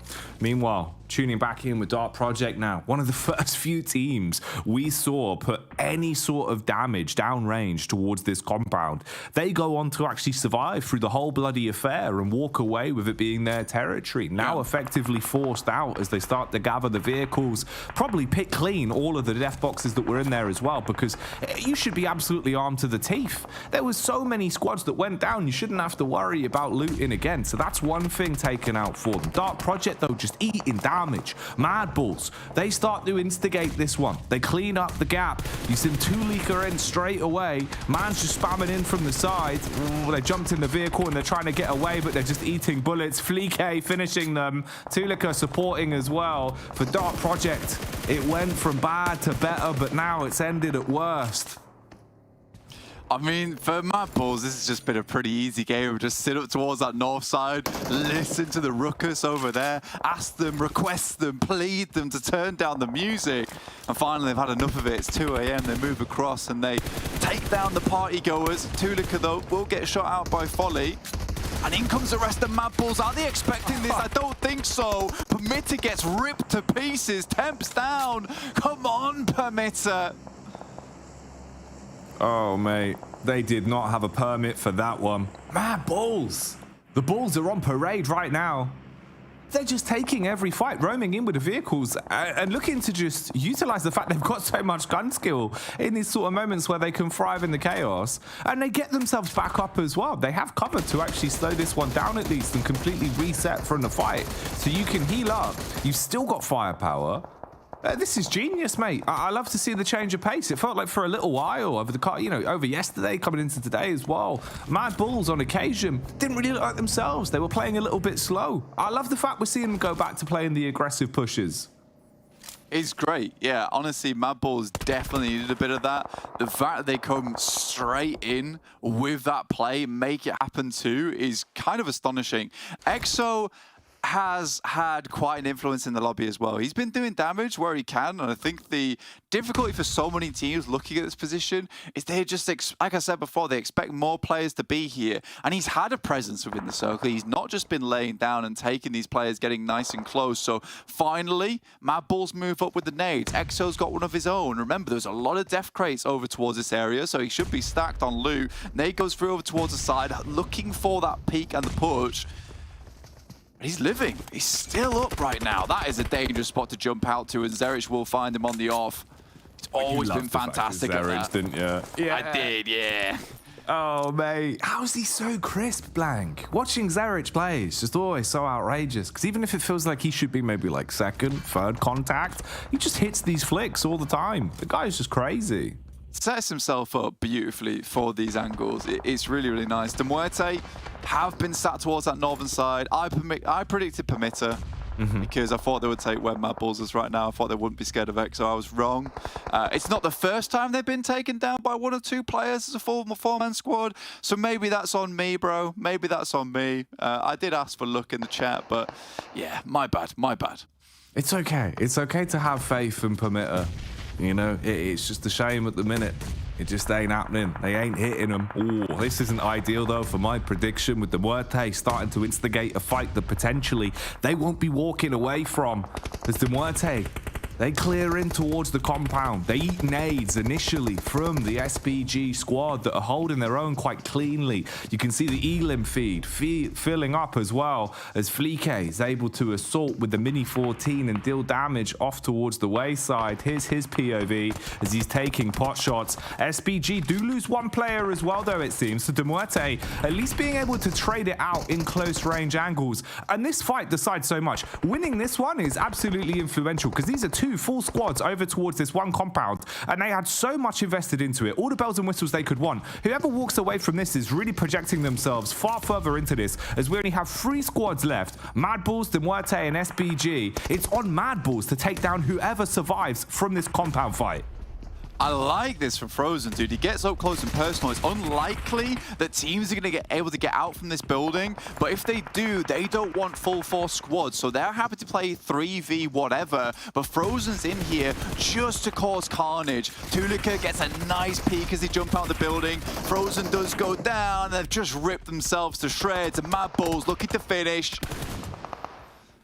Oh, SPG are gone, and there you have it. MADBULLS finish it off as they walk away in the end with a chicken dinner. That final clash towards the compound working well for them as they had the initiative to go for the heads-up maneuver and instigate the fight. And I think that's the story of MADBULLS the entire affair, Blank. They were taking charge. They were playing confidently. They went for more pushes in this one game than I feel like we've seen for a few days. Yeah, I mean, they had the Mad Max moment down towards the south side when they're playing on the north. It's just like, that's bait. Oh, we don't want anything to do with that. So that's fine. I like that. I enjoyed it. And then finally, once it actually concluded, then they came in, picked up the PC with some well-placed smoke. It's very well done. Once again, though, I predict PERMITTA in the winning spot. Someone just absolutely nails PERMITTA, and then they take the win. It's just how it goes, bro. Sometimes you just get sprayed down by Zerich. It's just the way the cookie crumbles. So let's get back over to the desk and dissect this one. The desk is back, and so are the MADBULLS, because the way that they made that work out in their favor, the aggression, just sending it to every single team that was in their way. Beautiful. Yeah, I had concerns about how they were going to approach the field ending, considering that from coming in from the west side is difficult, super difficult. There's not really any cover to work with. However, they rotate south, they deal with PERMITTA as to be expected, and then are able to take the Wizard Tower the way they do. So very good by MADBULLS. It was really their only decent option, and they identified that very quickly and were able to exploit it. Yeah, absolutely. And that gives them 15 elimination points on top of their 10 placement points. So they're sitting nice and pretty at a total of 25. SBG, however, this is the second day of phase 2. And again, they are sitting on a podium finish. They are showing a bit more consistency, a little bit more signs of life. So when we're looking at the SBG side, considering that was your prediction as well, Kalaris, what was looking so good for them to give you the confidence in them besides yesterday's performance? So it's a little bit of a gamble, right? Because if, for example, that corner of Yasnaya is still in, and then all of the teams in the fields are funneled towards that with the circle kind of favoring that corner of Yasnaya, it's an easy win. Like, you're able to... The teams in the fields have no cover to work with, bar a few hay bales here and there, which you can kind of... You're almost in nade range of it anyway. Then technically, yes, you have MUERTE, and I think also TUNA that could have eventually tried to crunch down on that corner, which we did actually see occur because the circle had moved away from that Yaz corner. But if they do get that Yaz corner, because they were set up there very early, then they would get the win. But it's not to be for the circle. Yeah, it didn't really work out that way. We're looking at MADBULLS, though. Individual performances on top from Zerich, Flique, and Tulika. 5, 5, and 4 elims each. That's a huge contribution to the team. I mean... Wow, maybe not as much as we've seen from game 1, where players were getting close to 1,000 damage, but still 600 damage plus for every single one of their players. Yeah. That is crazy. That's the thing that really sets them apart from a lot of the teams. It's that every single one of them is able to contribute significant impacts and significant damage on the battlegrounds as a whole. And you see it exemplified here by the spread of damage, the spread of eliminations that come along. Also, I mean, they're able to mop up what was the most ridiculous long-form compound fight I think may have ever seen in PMPL EU. I get it. I get why everyone was there. I really do, because it's a strong spot to like launch your campaign into those fields eventually, or at least one of the last bastions of hope that isn't just a field position. But yeah, then it's spheric damage. Everyone gets eliminated. Yeah, it was a little bit of an oopsie, but the Martinez BG there, when we're looking at how they have performed, the MUERTE was also predicted by one of the casters. I think it was Jackie, if I remember correctly. But 900 damage themselves. SBG with 2,308, runner-up to MADBULLS. They have had a really good game themselves. And we had a question coming into this battleground specifically. We're like, okay, Titan as well as VIRTUS.PRO are not playing. What can we expect? I guess the answer is you can expect MADBULLS, and this time around also SBG. Not sure if that's going to be the theme moving forward for SBG, but I'm really happy to see how they have been performing yesterday and today. It feels like they found their form, they found their way of approaching things, and just all in all looking much more solid than phase 1 of Fall. Yeah, and let's take a look back at the highlights as well. What you're saying about, Titan and VIRTUS.PRO not being in the lobby and how that was going to potentially affect things, the way it does affect things is it allows teams to have a little bit more wiggle room with how they're going to split early in the early game and try to make those rotates. Blank was talking about it during the cast, and I was kind of like shifting him in the direction of it. MUERTE's split was very smart for phase 1 and phases 2, because you've got one in Nolene, one up in Stalber, 2 down in the east side of Yasnaya. It's a huge, insane split that if you get caught off guard, you're going to be punished very rapidly, very quickly. But because they're able to peacock a little bit, kind of show their presence, and then eventually regroup, it negates the damage to a team that a potential river going through all the way through the middle of the circle will actually inflict upon a team, because then they can try and get themselves in a better position. You can see them there in Yasnaya at the very end here, getting themselves towards the late game, but it's not to be the win because circle goes into the fields. Yeah, it's an interesting one indeed. But I think as well another team that we kind of highlighted earlier today was Gladiators and how they have been performing, or maybe not so much. And this game specifically, you don't have your Titans, you don't have your VIRTUS.PRO to be going up against, but still Gladiators end up with a total of 1 point. And it feels like something is not clicking for them at the moment. There's... How do I describe it? There is moments where they know where they need to be, but maybe they're there a little bit too early, or maybe too late, depending on how you actually look at the NEXUS and Gladiators' arrival at the Wizard Tower, for example, right? Yeah. That position, Blank broke it down great, is that once you're in there, you're in there. There's no getting out of there, because, as Blank mentioned in the cast, your vehicles are all going to be shot out. There's no cover for them whatsoever. But technically, in a circle like this, it's an insane location. So Gladiators very early on realize, okay, we need a field location. Where's it going to be? Let's try and go to that Wizard Tower. And yeah, unfortunately, it's just too early for them. Yeah, we're looking as well here at phase 1 average against phase 2 average so far, and we can tell that from the last few days from Gladiators, it has been a bit more of a dip. So hoping myself that this is just a 1-time or a 2-day occurrence rather than the entirety of the phase. But again, it's something that a reminder that if you don't hit the ground running, you don't get the points early on, you don't have that cushion, whereas the rest is continuously climbing further and further. So it is a scary situation to be in, and just the overalls are also going to further highlight that when we're looking at the first place, which for the overall should be MADBULLS after that game. But Titan has only played 5 games, so they can catch up. It's a 1 point. Yeah, definitely so. So there will be a big scrap up towards the top. And just what you were saying about Gladiators to finish things off here about them, I do think maybe there's a little more hesitation about some of their plays so far this phase compared to maybe some of the more quicker decision making that they were making in the previous phase. So I don't know. We'll see as time goes on here. But yeah, good to see MADBULLS being able to wrestle back that top spot. But as you say, with the game in hand for Titan and even VIRTUS.PRO, there's still potential for shifts there. Absolutely, but also a really big gap between MADBULLS and then looking at 8th place NEXUS Gaming, it's 40 points in total. So as much as we're saying that it's day 1, it's day 2. Again, 40 points. Realistically, how many games do you need to play to close it out? And if you're getting X amount of points per game, is MADBULLS playing slower? Are Titans playing slower? Are VIRTUS.PRO playing slower? Will that allow you to catch up? Probably not, because these teams have just, like you said it earlier today, Kalaris, not let their foot off the gas.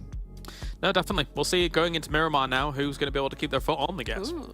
Exactly, as we're going to be heading into Miramar indeed with Blank and Jackie. Hey, Miramar time, Blank. You excited, mate? You ready for this one? I just have a look at the map really quickly. I was like, oh, Miramar, I do like it. It's just off to the left. Oh, good stuff, good stuff. Happy days. Yeah, I'm excited for Miramar. I think there's some strong teams on this map. I think it's one of those maps where you can get a little bit more done, a little bit more slower rotates overall, which is always nice to see. MADBULLS, though, reclaim their trophy up towards that top side. 73 points in first place at the moment. Titan Gaming behind them at 72. Obviously, that is with a game in hand, so Titans will be playing one more match than them today. But for MADBULLS just to shoot up towards the top side of the lobby just like that off the back of quite a big game in terms of eliminations, that is good to see. You were saying, you know, they're taking charge last game, and they certainly had to. It's one of those circles, one of those games where you just have to send it sometimes. They understood there's going to be a huge amount of teams trapped towards Yasnaya. We just have to send towards the south side, kill out team after team, and it was a dangerous as anything push over towards PERMITTA Esports. I think if you came up against maybe a VIRTUS.PRO or a Major Pride in that moment, I don't think they would have got as lucky, but it was still very well pulled off in that situation. 2 forward, 2 on the backstop, take shots, see if you can hit those backstop players as well from PERMITTA Esports. So really, MADBULLS look like they're on a bit of a better grind right now. I think KONINA Power had 2 better days than them over towards phase 1, as Klaus was saying on the desk, but MADBULLS starting to bring it back just a little bit because they were fantastic in phase 1. I want to see a bit more of that prowess. Again, it feels like teams just need to have the Titan effect, which is a case of, oh, we are good at the game. We can play the game. Let's just do that. Matt, it feels like sometimes that really is like all the disconnect that we're seeing, right? Where either teams are kind of a little bit too timid, or when they are going overly aggressive, it's just fragmented. But the minute you just get everyone kind of dialed into the same page of like, look, you know, worst thing we can do is fluff our lines on the play. At least if all 4 of us push together, we're going to be able to trade. We're going to be able to hit our shots. And once they start doing that, it just works wonders for them. And it looked an awful lot better for MADBULLS. We'll see if that's a sort of trend that will continue on here. One thing I also really am excited for is seeing VP on Miramar again. Historically, for me, it feels like VP on Miramar kind of do get like a 15% little buff. I don't know what it is, but they just feel like they're relatively comfortable here. Even for weight as well, it just seems like he gets into the groove a little bit earlier on Miramar. So maybe there's a chance there where VP can have an even better day than it looks like it was already going for them, because they've racked away a fair few points. You know, obviously you had the pick up at the end of the day yesterday, going into our opening game win here. Maybe there's a few more points to squeeze out for them, because this would be our 3rd game of the day, about halfway mark, really. Yeah, the plus 15% damage buff is the G.GLADIATORS buff. That's what we like to call it. Scars goes down. Rob's nice up and personal with the sniper, no less. Termina's off in the distance. See what he can get done. He's got an 8x on that bad boy as well, so he's nice and looted early doors here. Wagnerzada very close. I think this is something that happens quite a few times though with Titans. They do go for these strange split drops. Robs just has to get in the building, but unlikely to happen with the M249 right in your face. That's going to be Titans most likely going down to just one player here. There seems to be a bit of miscommunication on that drop. I think personally, it's one of those things where you just have to stay together towards Graveyard. I don't think it's worth it getting this early information and trying to get some vehicles. It might just been a case that it was a double drop on top of the vehicles. Robs realizes the player with him has to take down one and leave immediately afterwards. So both teams down to 3 and 3, and with Shockwave up ahead of Titans, at least they know there's a route between a team that is slightly diminished as well, so they could take that 3v3 later on, and 1 point, nothing to scoff at. It will be fairly decent for you in the future. Man, you always hate to see that though as well though, because it feels like one of the biggest issues that would always bite them in the bottom is when Titan would sort of fragment early and you would see some of the key players that could be useful late game. Like Rob's, for me, I think he's kind of your bread and butter player where the longer you are into the game, the more clutch potential he has and the more utilized you can get him. So it's a shame that he goes down early, basically for nothing as well, and then you're already playing with a free.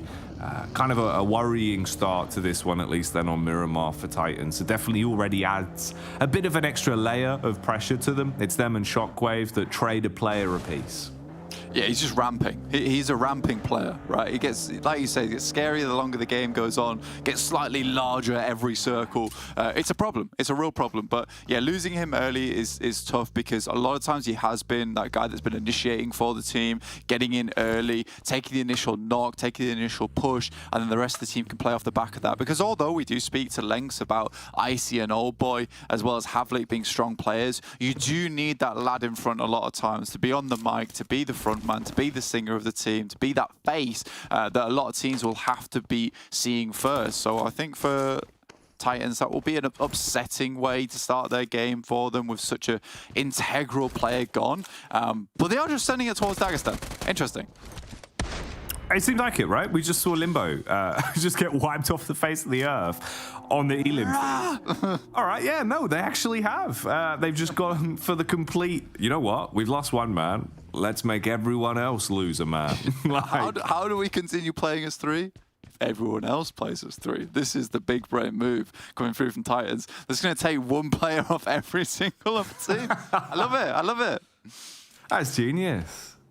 Oh, well, it works out quite nicely for them. They don't actually over-egg it as well. They're able to reposition, at least slow it down a little bit. You can set up inside of these compounds and potentially see if you can find a few more angles to just chip away, get yourself into an advantageous spot. Meanwhile, on screens here as well, we get the VP rotate. This is the team that we were touching on going into the start of the game, saying that potentially the longer we get into this one, might have our eyes on them to see sort of what they show us, really, as I do feel like there is a lot of potential here. It seems like a bit of a home battleground for them, where at times their Miramar can have some really crisp decision making.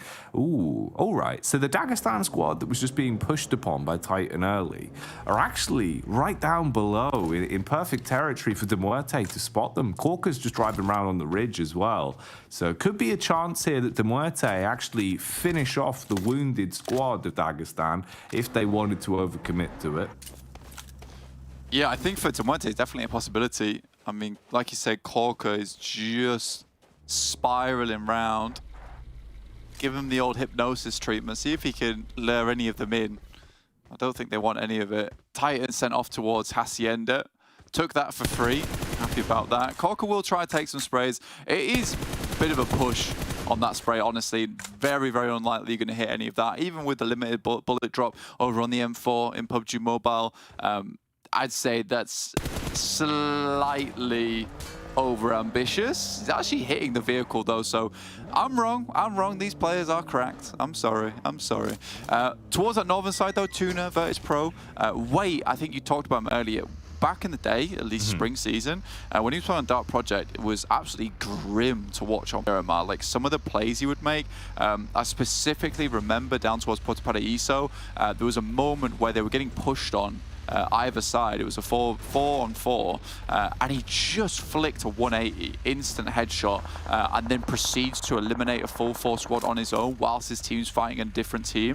I think that was one of his craziest moments, so he can be absolutely unreal. I think that's where VIRTUS.PRO is starting to get back into the mix, is because some of these players maybe aren't as practiced, maybe haven't been scrimming as much in the off season, and you know, it's just that spark that was lost, and they're rekindling at the moment. I like it. No, I think this is, you know, all things considered, a really strong roster for them. It seems like they played together quite nicely as well. And like you say, wait, man, like, he was really such a talented player, but I feel like now as well, you kind of put him into a position where you can put him on a pedestal a bit more and allow him to kind of go off the leash. You know, he can take reins a bit. And I think that works better. If you've got someone that is confident, feed the hot hand, you know, don't sort of knock the confidence, because it's really hard to get it back. Whereas it's a lot easier to always sort of build that player up and let them play that aggressive style. We've got our rotations coming in here, though. MADBULLS actually being one of the slower squads in terms of things from their rotate back round towards Impala. NEXUS, surprisingly enough, leaving the blue. One of the few times you see them actually not getting nipped at and just taking a slow loot rotate. Yeah, get in. I love to see that. Get them into the lobby as soon as possible towards that eastern side, because NEXUS is a good team and they can certainly perform well when they need to. I think it's sort of odd that they aren't fielding Octavian at the moment, instead opting for Doran, Redux, Exo, and Kappahala. I really do like Octavian as a player, but it sort of also understand it, because Octavian is one of those guys where when he's on it, he is so good, and it's blazing to go up against him, just very heated. But when he's not on a good day, you know, things don't look as good. Havlik, Icy, Old Boy all taking a huge amount of damage. They tried to push again into Dagestan. Icy's got his work cut out for him now, though. Yeah, you got to have ice in your veins and do something insane, whereas instead he shattered like an icicle as the nades will rain down on top of him and blow away any chance of Titan gaming. Really running a rampage here on this one. They're out in 16th relatively quickly. The only other squads that have even lost a single man are Dagestan and Shockwave. Both of them ironically to Titan gaming as well, but they suffer for their previous damage done into this game as they leave Miramar very early doors. I think right now for MADBULLS, you're looking at the elimination feed. You've sort of memorized these players' names, the player numbers. You see that, right, Titans are out. You know, we're way more relaxed now coming into this game because they only got 2 points on it. They can assume they only got minimal points on it, so they don't have to put up a huge performance here on Miramar. They're not as pressed now, with Titans being really the only team that's challenged them alongside with VIRTUS.PRO. And that's their game in hand too. Technically, that is their game wasted, their profiting game over MADBULLS now out of the way. So for Titans, a little bit unfortunate. Maybe not finishing the day in first place unless we see another mad victory come through for them. Alpha off in the distance, very central right now around water treatment, playing some of the high ground positions. This is a difficult spot on the map to be playing. You know, we're heading up towards Oasis side. We centered back down towards water treatment. There's masses of elevation in this area that you can send up towards, but it is somewhat awkward sometimes, Jackie, where you send up towards one of these high grounds and you take a really good space to take shots down towards other players. Then you have to come off them, and I think that's the real difficulty. So teams are just figuring out where they want to play. I like Alpha's position towards the ridge side, looking up towards the northeast. They can control this spot nicely. And Dark Project, this is a very typical spot for them over on the western side, especially for Ivaneska, especially for this guy, because he loves to play the off angles towards the high ground if he can get there. Look at them all swarming their way back up. Man, I do like the fact as well, right? If we can see some of the sort of consistency we had from MADBULLS in the last game, this should be a prime opportunity for them to have some really interesting fights just by the sheer big names that we've got on top of one another, with Major Pride, Alpha, and also MUERTE all being so closely grouped alongside what remains of Dagestan and KONINA power as well. Zerich had advanced further forward early, and he'd be the one looking for the opening contact. The rest of the squad slowly moved down to assist him. Here's the rotate in from NEXUS as well. They were pushing out of the blue far earlier, and it felt like they should have been a little bit quicker than their usual play style. Instead, though, it seems like they've stuck to their guns and let this one slowly boil to a brim as they start to arrive. Flicking over here as well, you've got Dark Project with a whole close grouping of squads around them. No Mercy Warriors down towards the Gulch. VULGAR just off towards the wayside as well. So actually, a bit of a room for this one to potentially result in a couple of our squads being left in the dust at the end of the fight. Yeah, it's a difficult spot to be moving in here. Kappahala goes down to play zone, that's awkward. That's over towards that northern side. No Mercy Warriors right now taking it to task versus Dark Project, trying to get something done here. Aces is already down from Marlow, actually hitting some nice shots, and Aztec looks to send in. There's nades in hand, but Ivaneska needs to start figuring out how he wants to deal with this player, because sooner or later he's heading up straight to the door. He's not stopping. Spraying. And hoping these bullets will connect to leave everyone else laid out on the deck. The nades thrown back from Dark Project as well. And they're being peppered from the rear. You can see just the damage ticking away as Dark Project have been able to send out the flank, and it's played off perfectly. You get the backstab onto them, completely cut them in half as well, and now you're split between two mines, trying to focus on the front angle and the rear. It's also Milky Way that's lurking back towards the rear end here. And it's actually a bit of a stalemate that you've got left to work with. Milky Way does actually take those pot shots across onto KASIK and downs him. Meanwhile, Nexus as well, with their slow rotate, they seem to have run into TUNA and lost out. Major Pride have also been picked to pieces as MADBULLS go for their aggressive assault onto them. Nomi's got to reposition as they've already lost out one man and there's another one downed. Again, this is Major Pride to a fault, right, where they will try and take these splits moving in, try and take these different areas, but you can see how far everyone's away from each other. At this point, you kind of need to just death ball your way into a spot, just like MADBULLS just did here, where they get straight into position, they take a spot, take it away from a player. Major Pride just cannot respond. Aztec's still trying to take down the remaining players here from Dark Project. KASIK did go down, so this opened things up for them just to keep running through. He was sort of the saving grace there, Jackie. But where's this one going to go? That's the big old question in terms of the grouping on this. Starting to fall back now for Dark Project as they realise it'd be easier to play a more defensive angle, especially with the DBS in the arsenal. Oh, they're looking to test it. We also wave goodbye to Major Pride as they've fully been taken out now. And Zerich, not content with stopping there, unloads a few more bullets back onto KONINA Power and seems to just be silencing them with support of Fleek as well. The high ground working wonders as they just pepper them from bullets from so far away. And KONINA Power have been whittled down to just Becca. Miles out of commission, trapped back over towards the pipes. Can't really do much there. Malloy as well, stuck into the thick of it with a flicker cross as he hits a shot.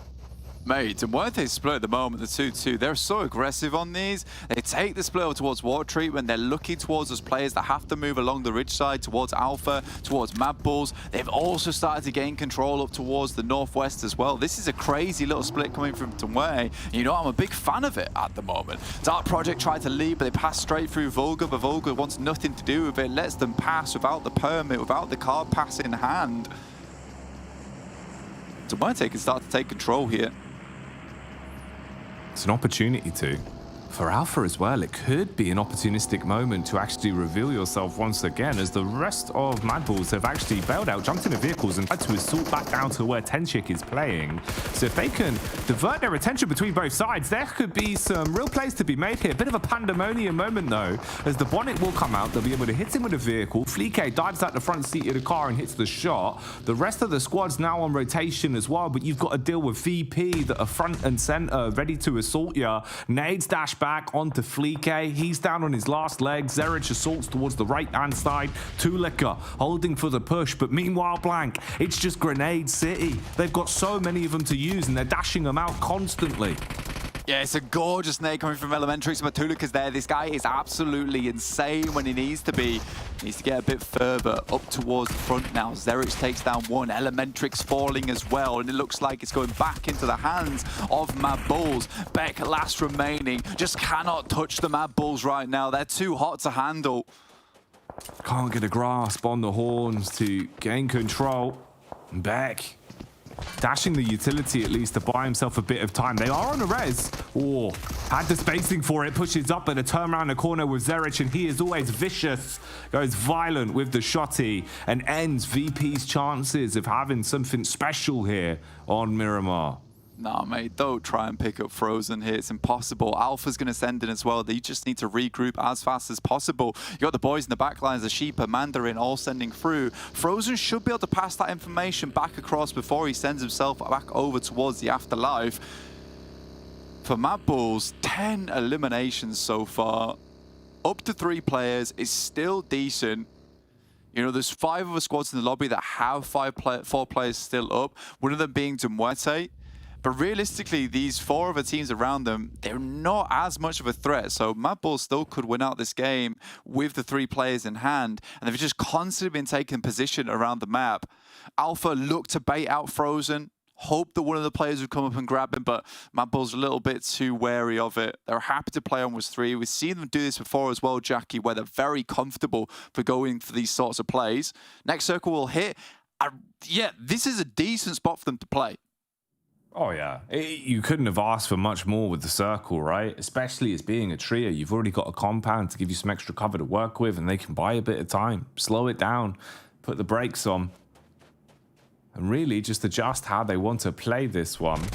Because there were some insane moments. This is the replay from it. The clash of titans that it really was between VP and MADBULLS that eventually resulted in Zerich finishing it off with the DBS. You only lost one man on Frozen. There was no chance with the timing. He just lost far too much health and he was out of any sort of comfortable position to be able to go in to get him back on his legs. So he was removed. But MADBULLS still remain. And like you said, 10 elims as well. They're crisp today. It could bode well. Same can't be said for TUNA. It seems though as Zero fluffs his lines in an all-important stand down. Had to hit his shots. Instead, he comes unstuck. And the rest of Nameless are going to start to move on up, close the gap between them and TUNA, and look to see what they can do on this one. Dagestan's POV here as well. This just looks uncomfortable. I really don't like the way this is set up, but... Both players just nades in hand, just waiting to pull the pin on it. Shifu sends one up top side, does a little bit of damage, so he gets info, and I think that's the most important thing for him. Will send a Molotov in to just isolate the push off the back of it. You know, for MADBULLS as well, the way they were playing that fight was really strong and just speaks to them as a team, specifically as a team, because you saw them peeking off the back of each other's contact, and you don't see that a lot in a lot of the other teams in the lobby. A lot of times it's quite individualistic, but they certainly do bait off the back of one another, have one guy in the back with an M4 holding an angle, some guy peeks out close for DBS. It's very smart gameplay, and you can see why MADBULLS does win a lot of these engagements in close quarters. You know, coming off the back of that insane push over towards the field on Erangel to this play here now over on Miramar. You know, this is not something that happens just out on a blue moon. This is something that's happening consistently. VULGAR, Pylaus, as well as his teammate Tresley, will take down one of the players from the Nameless as they try and edge their way into the circle. Milky Way is up towards the northwest, so you can see him just barely on the top side of your screen in the left there. The rest of his team's down towards the south, but he is just monitoring the situation. He's the observer right now. The additional man to the observing team just sat there waiting to strike. It'll be Malloy that opens it up as he's the hidden blade to insert the first attack from MUERTE. Wobbly. As this man got himself some strong legs in a position like this. I mean, he's chasing him down. Dagestan basically just toying with him. He's going to turn around a corner and be absolutely unloaded onto as he will fall short on that one. It seems like MUERTE are winning the favor across the board as well in terms of the predictions, and that means Milky Way, he knows it's time to give us a show. Shows up with the opening pick. Malloy as well gets another one onto Shockwave, and things are starting to amp up here. Milky Way just sending through, looks upstairs, Terminus tries to terminate the rest of the team, can't quite find it. Milky Way hits him with a supernova as he hits the deck of the compound. Azer in the back, looking to take down the rest of the team. Milky Way will hit the deck, but there's a Molotov up front, preventing him from pushing through. Nade goes through the backside, he's alive, still living. Furia sees the push, will call that through. There's a flank around the background. Malloy will pick up the elimination. DBS is through there. 4 players still left alive, and once again, to MUERTE. Milky Way just observing that engagement for so long allowed them to have so much information down towards that southwest side and then instantly rotate up for a third party. Their split has been phenomenal this game. Yeah, great calls. Really good understanding of when to instigate the fights. For the Nameless here, it's been the nades that have been the difference maker for them. Problem is you have to clear out Foops, man. He's inside of the shed. Nothing about this really is ever what you want. Trapped inside the shed, has to double back. He's got a bit of a fence to keep him alive. I mean, fair play, he's finding flicks, but it's no near going to be enough for him to deal anywhere the sort of damage he'd have to do to win out on this one. And all it's done is left Nameless relatively low. So who pulls up? Big man Corker starts taking shots out, lives up to his name with some blinding bangers and gets them on their legs blank, just downing a few of the players. And Beast's got to grab his man, see if he can get him out of there. Yeah, he's in pain on the back of that. Shots will be taken through. You know, he might be able to just get Mango out of here, but it will be very unlikely as Corker once again, he's clean with it, slick with it on the spray. Still just wondering if there's a lad still there in the shack. But Unicorns of Love, they get farther into this game than we've ever seen them before, right? This is the first time we've seen in a while Unicorns of Love actually hit themselves a good game, but this is just from an Eastern rotate. They find the ridge. They've not been involved in many engagements, one elimination so far, but the rotation is cleaner. At the end of the day, that's important for Unicorns of Love. It's one of their weakest aspects right now, is the rotations, and so I'd much rather they just focus on getting into the circle, finding opportunities to make their way in, as opposed to going for team fights. Yeah, man, just get the longevity of it and see how far you can take it. Yeah. But it is nice to see, right? Like, I don't know when the last time we saw Unicorns of Love outside of the first few circles in quite some time. Yeah, I mean, I think just thinking about it, it's like a case of just being able to play the game. You said the longevity. Yeah. If you could play for 20 minutes, that's 20 minutes practice in a real esports setting. If you're just dying in the first 5 minutes every time, there's not much to be garnered from that. Really nothing at all. So MUERTE though, benchmarks. Yes, it really does, dude.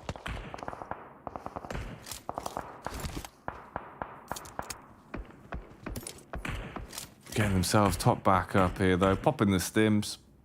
Meanwhile, switching on over, you can see here from the setup, right? I mean, Dagestan have basically just been scraping by on their belly for what feels like a good while now. They were actually able to win out control of this compound, at least, in the rigmarole that they were put through there.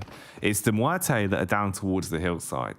Now, I'm curious about how this one goes. My brain is telling me that the MUERTE should be relatively well set up for the good long haul on this one and hopefully be in a position to make something from it. And there's a bit of me that's just telling me that Dagestan, bud, are just not going to get checked on this and have a unrivaled flank potential here, because it's just been so long where no one has thought about Dagestan. They've just been out of the way for quite some time. I feel like there's a chance they could backstab.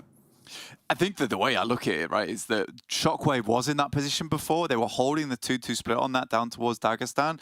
And I think that maybe Milky Way wasn't able to get all the information, right? You know, he's flicking through the channels, but maybe missed one or two. And I think for them, it's like, okay, SHOCKWAVE was playing down towards where Dagestan currently is. They also had the compound towards that northwest side. We'll take them out, and then we have full control. So you might be right, mate. Dagestan have gone unnoticed. They have been seriously stealthy as well. There's a nade from Beast as well. Takes down Dakimi, immediately looks towards Foops, man. It's a valiant attempt, but it doesn't come through. For MUERTE, though, it does become a struggle, because heading down hillside is a bit rough. Vehicles are taken here for Dagestan. Luckily, Milky Way still in the back, still providing that information. Shifu instantly goes down. They've gone early, but it's not worked well. All they've done is expose themselves. So there you go. That's the answer to the question. With the zone coming in and your hand forced in terms of the rotation, Dagestan tried to hop in the vehicles and put the pedal to the metal. They're unloaded though, as we learn that the MUERTE is still very handy with their steel. But the problem is they're starting to break under the pressure here. 2 players knocks. You got to get them back on their feet, but you got to use your utility for it. So investment into that defensive util, the smokes that is going to be thrown over to shroud those angles. 1 player revived, still 1 on his last legs. In the grand scheme of things as well, you've got 3 squads with 3 players alive, and TUNA might not even have that luxury. Purple's been obliterated, hard committing with the shots now as Tulika is just ruining TUNA. That is kind of ridiculous coming through from MADBULLS. Again, this is what we're talking about, is that team fights, the potential coming through on them. Unicorns of Love did steal away all of those elims, though, sadly, in the process. So MUERTE gets saved by the bell a little bit, because the circle was actually just a tiny bit slower on their side. That's why it forced Purple and his teammate to push out earlier than them. They do have circle though, as does MADBULLS with this warehouse up front. Alpha will have to move. And I think this is where we need to see the change of pace for MUERTE, is the fact that they need to start slowing things down a little bit, right? At this point, this is where we start to see them take some crazy little splits, but they don't need all the eliminations this game. They want to confirm the chicken dinner though. They're in position to take it. I really hope that they don't fluff this one. This is one of the few times where we've seen the MUERTE in a position where it feels like you've got both hands firmly on the chicken dinner. And like you're saying, Just don't let it slip out of your hands, right? But also, another squad that I feel like in these sort of moments, Blank, where how long ago did we say, oh, MADBULLS are down to 3, they're still alive? These are sort of the moments where they actually do put up good numbers, because you look at the names that are still alive, right? You've got Fleek, 2 Lickers in position as well.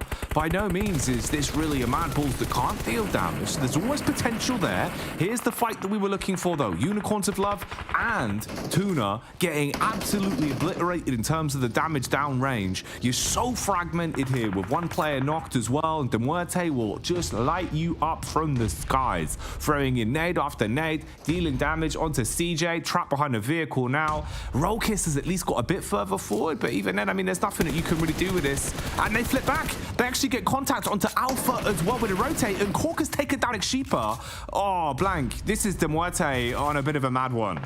I mean, this could be bad, though, because he sort of wanted Alpha to take that fight so you could finish this one up with Unicorns of Love and potentially third party afterwards. I mean, taking down one player is decent. One nade goes through, but Fury's only got one left, and that's going to limit them in terms of utility for that endgame. Woodson's got no first days left remaining. Tulika will not reflect in the process. Zerich on the outside there. It is spotted by Fury. A super important moment for him. You can't leave yourself in an awkward position versus Zerich. It's never going to end well. You do not want to be peeped by this man. Don't give him the advantage. And Corker, trying to reposition, wants to take a smart angle into this one. Meanwhile, the last man from Alpha in Mandarin might be finished off soon. Just a smoke and a thin bit of sheet metal shrouding him from the 2 squads that are fighting tooth and nail to try and take control of the chicken dinner here. You got the compound, though. Corker moves in. Bold push from him as Zerich makes his pass back across. Spots Fleek on the side, just about grazes him. Won't take him down. Zerich out, though. That's a huge play from Fury. Now they can start to move in. You've opened it up. The can opener taking the top off, but you got to keep the heat on. Furia taking bullets. Tulika being able to deal damage onto Milky Way. Downs him. Corker, meanwhile, cleans up towards the right-hand side. Shuts down the last man as Mandarin from Alpha is gone. Now you've got 2 split pushes that you can use together. They've just got to play this to perfection. You've made all the right moves up until this point, and even here, they're keeping the distance, using the abundance of utility they've got. Force the issue onto MADBULLS. Make them make the play so that you can hold your angles and pick them to pieces. Fleek going for the backstab, instantly exposed. Malloy providing overwatch, guns him. I mean, that's a great little pick off from Malloy. Super important. If you're able to push Corker, they're able to isolate that angle. Tulika tries to go for it. Corker's down, but responded in kind. Malloy coming through from the backside with the DBS. This guy has actually been such a boon to the team recently, just in the sense that he's sort of ascended back towards that position that he was before onto MUERTE. Getting those eliminations, getting those picks, getting those knocks. He looks so fantastic. And realistically, that's a game that MUERTE should have won. They made all the smart rotations, all the smart decisions too. And I think that you look at that game as opposed to Erangel, where they had the rotation, they had the split, but they didn't do much of it. That game, they capitalized off the back of it. They're taking third parties, they're making moves, they're making waves. It just looks good, Jackie. It does, you know, it looks better than good, really. And these are the sort of chicken dinners that you need to pick up, right? Smart decision making, the aim's there as well. Huge stuff through and through. I think KO's probably going to have an absolute field day breaking this one down. So let's get back to the desk. All right, Kalaris, I can tell you're absolutely happy to break that one down. Your prediction coming through. MUERTE playing an incredible game themselves of PUBG Mobile, and they hold on to the very bitter end. Yeah, it's brilliant edge play coming out from them here in this game. It shows that you don't always have to have the compounds. I mean, admittedly, I'm impressed that MADBULLS were able to hold the 2-1 split across the warehouse and concretes that they did for as long as they did. Absolutely. But MUERTE's edge play was awesome. Firstly, identifying, technically, you could have stayed down in the south and eventually tried to push MADBULLS, and that could have been a position of vulnerability. But them identifying, hey, okay, we've got one up to the top. It was Milky Way. Let's make this rotate on that west side. Let's shut down Shockwave, which gives us a really good linchpin into the circle on some of the only remaining high ground that actually existed in this circle, as well as little checkpoints to move towards the center of a circle with the rocks, etc., and some plateaus on that high ground. So MUERTE, really good understanding of the terrain here, and 26 points well deserved. Absolutely. And then looking at MADBULLS as well, 17 points in total, 11 elims. They started off incredibly hot at this game. And maybe a couple of elims here and there taken away by Unicorns of Love. But again, those are the points that they really needed. 7 points for them. I think this is one of their best performances so far, which is really great to see. This is what we were talking about. We're like, we want to see Unicorns of Love have a spot into that late game, and they're able to do so. They get a couple of placement points, they get a few eliminations, and that's a good start. But the MUERTE as well showing up this time around, absolutely incredible. And Dagestan, maybe not the best performance that we thought we would be seeing, but still a good one. Titan Gaming though, I think they went out really early.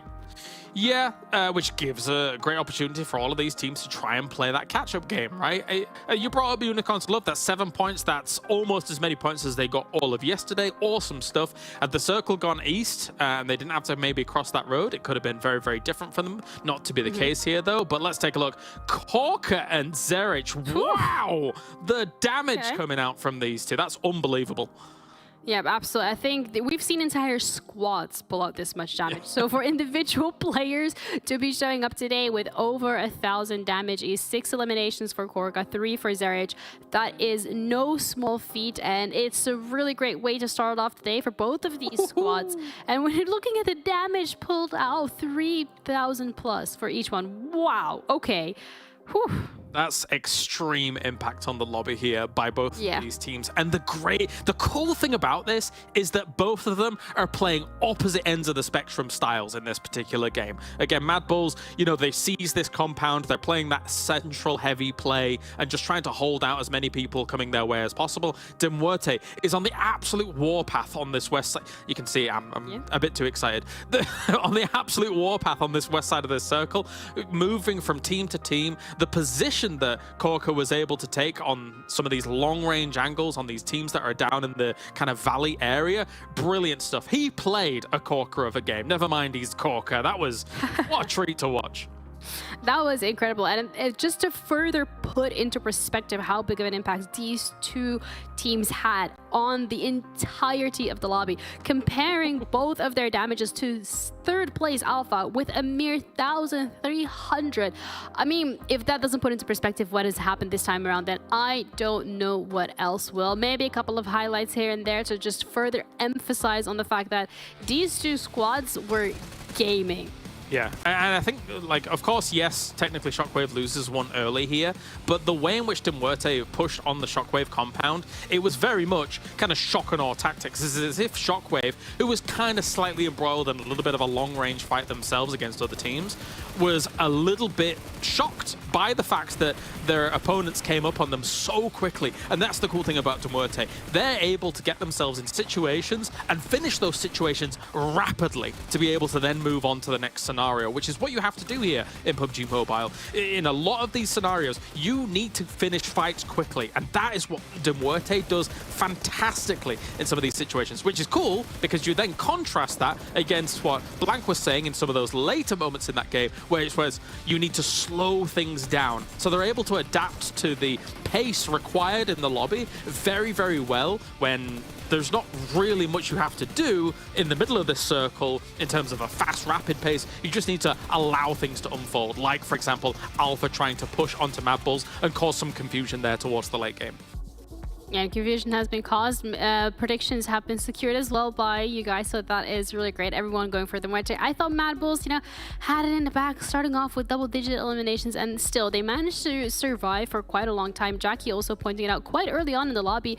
They were down to 3 members, but still they managed to hold on, which does impact the overall standings because, again, the amount of elims that they have been able to secure, on top of the fact that they were already sitting on that first place and Titan having a little bit of a slower game, allows them to get so close to 100 points already, and we're just 2 games in.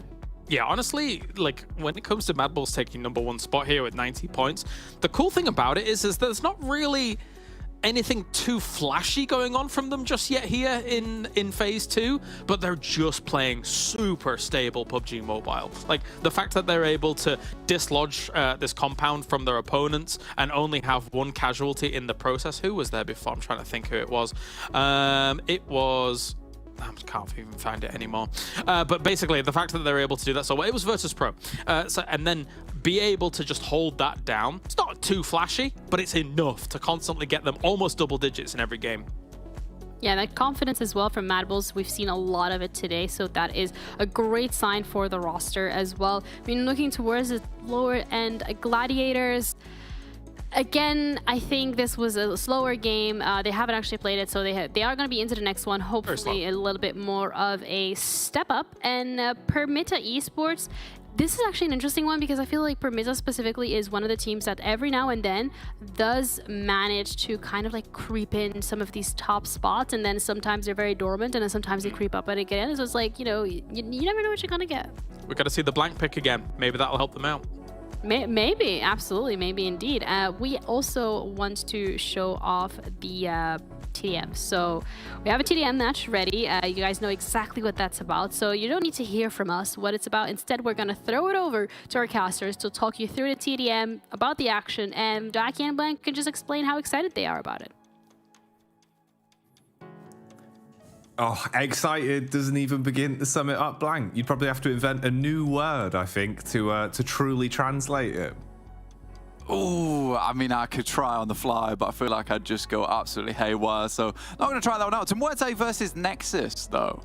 I've been told this is going to be an absolute cracker of a match because these two teams, insanely good. MUERTE, though, coming off the back of that chicken dinner, it couldn't be a better time to get them over on the TDM stage. It's going to be a massive match. You know, TDM, as competitive as it gets. The M1014, that's becoming meta over in the scene, and TDM, we'll see what happens here versus these two matches. 9 minutes on the clock, 10 minutes at the start, 40 eliminations is the goal. See what happens. Yeah, let's find out. He's the blind. giants of NEXUS, mate, versus the behemoths of MUERTE, making them both look almost the same size. He has just blinded himself, didn't he? He might have done it. I think so. Thinking about it now. Nightmare, nightmare. Right, he'll wake up from that one and get himself honed in to where exactly we are. Like you're saying, mate, 40 elims to pick up. Wow, quickly can you rack them up? That's the big old question. Glad it wasn't a one-time blip with all the shotties being pulled out as well. That's a nade, Furious. Get out of there. I think he realised NEXUS, though, does go in, does find the first pick off, comes back around again. Now starting to speed things up just a little bit, and NEXUS is going in. Goodness me, Kapahal around the side. They do have some serious fraggers on side. Octavian, Exo, Redox in the game. Malai's out. What is happening? Oh, mate. NEXUS coming into this one, rip-roaring and ready, it seems. Furia bouncing round the angle, but like a child on a trampoline. He's bounced too far. He's gone blank into the stratosphere.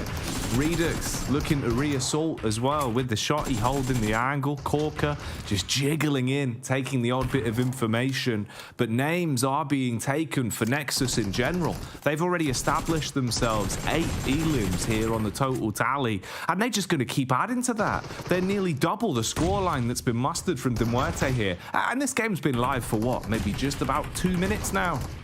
There's just so much action on screen, so many nades been sent through. Malloy goes down, Corker refrags off the top side, but there's more shots coming through, just about gets away. No, he doesn't. Now Malloy underneath, pistol pulled, Exo in the distance. Observers don't even know what to look at because it's just all over the place. There's just shotgun madness.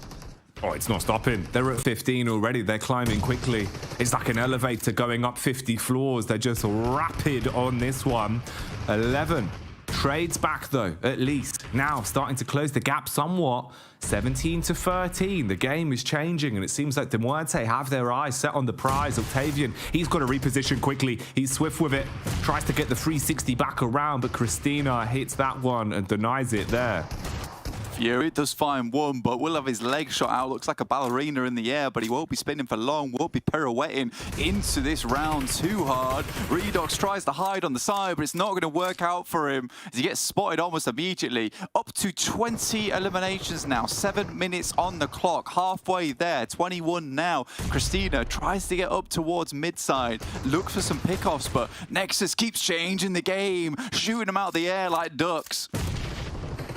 One by one, blowing them to bits. Malloy looks for the wide swing as well, was hoping that he could clean up, but it's not possible. And it seems like that's it. They've walked away with a victory in the end there, 24-18 as they lock that one down blank.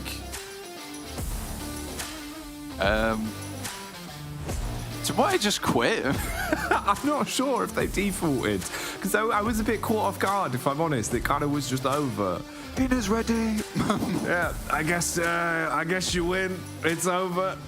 All right. Yeah, go get the chicken stroganoff. It's fair play. I get it. I get it.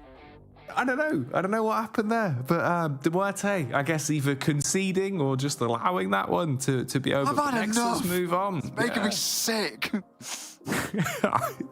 I can't handle it.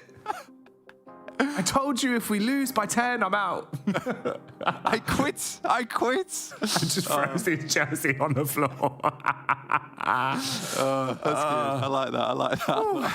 He's out the building. Fair play. But yeah, next match coming right at you. It is Sanhok straight away into this one. Beautiful stuff. Lovely to see. Sanhok, definitely our favorite map. Hopefully we won't see any defaults here on this side. You can't forfeit in this game. The best you can do is a Unicorns of Love rotation. That's the best thing you can do. Oh, mate. Come on, Black. We've just had the disconnect. You can't start sprinkling the Unicorns of Love spice immediately on top. Give them a minute. To be fair, they did That's what I mean. They had a good game last map, Blank. And you're there just going, yeah, Unicorns of Love out first every game, aren't they? I'm sorry. Right. I'm sorry. I have said multiple times in the past that like Unicorns of Love is a great team. I'm glad they're here. 100%. They're a wonderful org that really does support the PUBG mobile scene. That's my YouTube apology right there. There you go. I'm glad. Yeah. Force that you one. And that would be you, and then there would be like a dog off to the right hand side. Yeah, exactly. I'd be playing guitar, maybe doing something or something, you know. You want a ukulele? Oh, right. We'll forget about that. We'll put that in a box. We'll come back to it later. For now, we'll hone into what we've got ahead of ourselves. As we're actually at a pretty pivotal point of the day, right, Blank? You know, this is our second outing on Sanhok. And I think what's interesting about that is just the sheer kind of difference in pace that we get in these Sanhok games, especially for game one as well. You know, it was a little bit different from your standard kettle of fish. So hopefully we get something sort of similar here as we go back into it. Meaning after this, we've only got Erangel left for the day as well. So these are our last two battlegrounds. Any chances to farm up points, they have to start here, and you've got to hope that you can run with a steady finish throughout the latter half of the day. Yeah, absolutely. I think that you look at this game, Sanhok, it's one of those maps where you can rack up a huge amount of points on as well, a huge amount of eliminations, get yourself a chicken dinner. Even just a second place with 14 elims is a really big result. So for some of these teams, they'd love to get that one on side. This is an awkward circle though for a lot of teams. This is the problem area on the map, bro. This is where a lot of teams get themselves caught up in engagements. They find themselves getting third-partied over and over and over, purely because we do have a huge amount of teams that saddle around this area of the map. You know, No Mercy Warriors up towards Quarry, holding down that position. Alpha on their big split towards Cave and Docks, and VULGAR over towards Lakawi. Not to mention Titans could be in the mix at some point as well. I wonder if Athis is looking, he's definitely looking for the high ground position down towards Titans at the moment. Maybe hoping to catch them off guard, considering there isn't a team with them in Painan. Maybe they're just running amok in there. They expose themselves for just a bit too long, and Athis can pick himself a nice knock and an elim. I was also a bit worried for a similar sort of equation with watching Folly's position. It's like you mentioned with that split there early, obviously the blessing is you can train two locations at once and get a little bit more lucid, but Folly just feels so damn crisp so early. I was worried actually he might find an opportunity to get stuck into that one. But we'll see how it develops. For now, it seems like we're joining the POV of the Nameless. Mango. Very close by to the entirety of KASIK team as they're all grouped up together. They found themselves a few bits and bobs to play with in terms of the early game loot as well. I don't know how I feel about this. Looking at the split for the Nameless, yeah, you've got a bit of high ground playing on top of the roof towards the backhand side, but the compounds are being pushed in, so they have to keep giving up the space and falling further back so that their teammate can actually even have an angle to defend them. Mango falls back into this building here. Maybe this could work out for him. He's just sort of fur peeking it through the window so he can get the info for his teammates to peek up. You just got to hit your shots. Hate Most hits the first, downs the opening player from KASIK team. That's English that's just getting spammed upon now. So you kind of flipped this into your favor. I mean, that man out of the equation is actually a really big deal because he's sort of the explosive component of KASIK team in the first place. Unicorn goes for the spray, just does not work out though. Madagod gets in the back pedal. It looked like it could have been bad here for the Nameless, but actually ends up allowing to bait the guys from KASIK team in with players on the roof. I Hate Most was the big player on that side. There is players leaving though, slowly but surely. A couple of knocks come through in the DPS. That is your perfect clutch weaponry, but they play around it really well there. And we should be able to get all players back up on their feet. A nice squad wipe coming through from the Nameless. Looking down towards the south side though, again, this is the problem area of the map. There are so many teams in here. MADBULLS try to move through, but no Mercy Warriors, they're in the mix. Titans off in the distance too. They take down Frozen, will nick away that elimination point. Oh, mate. Just watching this on a minimap even just looks disgusting. Like, the way you've got such a close grouping of so many sheerly tall teams in terms of the organizations as well, all on top of each other, it's just weird. All right, so PERMITTA taking pot shots down range, connect onto Old Boy. Meanwhile, MADBULLS have already lost 2.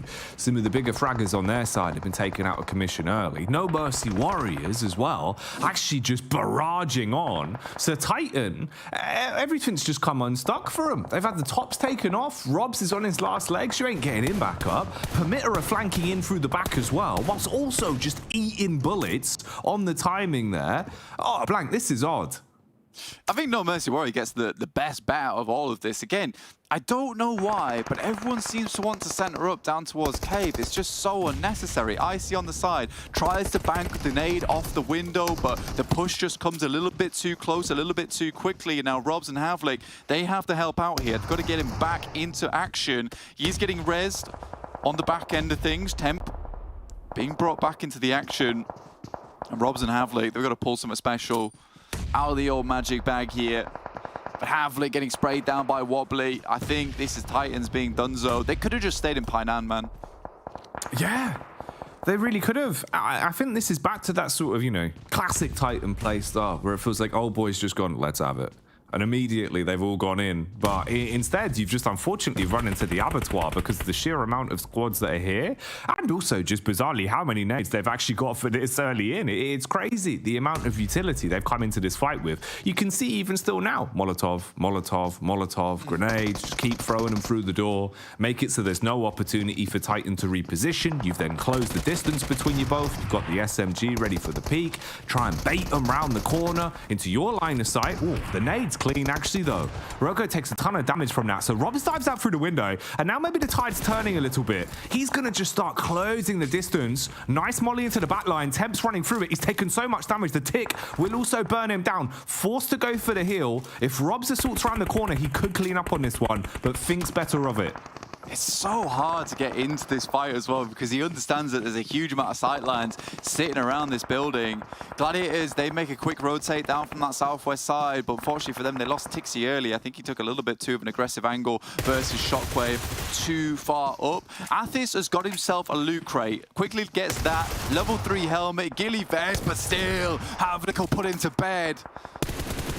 Havlik saying thank you for getting me my loot, my friend. He'll be able to pick that one clean if he can survive his way through the scenes that are recurring on our screen right now, as there is still so many more teams on top of one another. Very close grouping. And at least a few seconds to try and find your breath, mate, because there's been no downtime on this one. Just constantly thrown into fight after fight. And it feels bizarre when you look at it here. Sure, there's a couple of eliminations squirreled away for Titan with 3 of them to their name. But both Titan and MADBULLS going into game 4 of the day, they're really going to be struggling. Even Gladiators have lost one of their players as well. And it feels like Gladiators, if I'm being honest with you, Blank, we haven't really said their name too much today. Not really. I think it's been a bit of an odd day for them. They try and make the cross. No Mercy Warriors in front of them are taking shots. TUNA luckily taking shots down towards them as well in their building, and they'll just send off towards that western side. Again, you can see the circling screen. It's moved towards the north. TUNA's just been like a real harm moment because where is everybody? Why is no one assaulting this position? Why is no one playing down towards the buildings on their south side?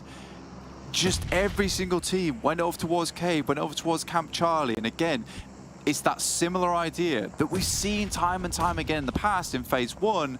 you'd expect teams to be wise this now. And again, I think that you're right with Titans. It's a case of let's just have it. But this is one of the few areas on the map and one of the few maps where on Sanhok, if you have Painan, you get a south shift in the circle, you stay Painan. It's normally what you'd expect to see. What? Ooh, okay. Man's got moves. That's outrageous. Just spinning on a dime. Turns on top of a penny there. As we're going to see Kapahala hitting the shots on that one and being able to absolutely obliterate Dark Project. That was a weird fight to join, but boy, we get to see something interesting. What a little chat, and this dude's like doing some dance moves over towards this side of the map. Is it a battleground or a dance floor? Yeah, dude, I'd be happy. I'd watch Kapahala on the old RGB disco lights. I'd be okay with that. Robs and Titan, as well as Havlik here, they're struggling. They're really struggling to get out. Aztec did get knocked though, but they're giving it back just as good as they're getting it. Level 3 helmet and vest here for Havlik will keep him going nice and steady for some time. Again, down to 13 teams, 45 players. That is a weird result in stage 2. For Havlik, though, it feels that you can know the game sense is on full display right here. He's got a great understanding of where exactly the Mercy Warriors are. Oh, a few bullets put down range as well. A bit of a peppering that's going to deal some damage to them. Luckily, they had a vehicle for the quick getaway. That was kind of your get out of jail free card, and you love to see the back pedal instantly just readjust round towards the compound. You needed cover. You couldn't afford to be a sitting duck in the open here. This is the previous engagement we had when PERMITTA thought they had the one up in the fight, finding themselves that loot crate early. But of course, Titan went in, cleaned up, and scavenged that away. That's why they have some of the extra bits to work with going into this. Rotation here as well for the Nameless as they're going to start making their move. A little bit slow on this one. Going to be swimming their way through.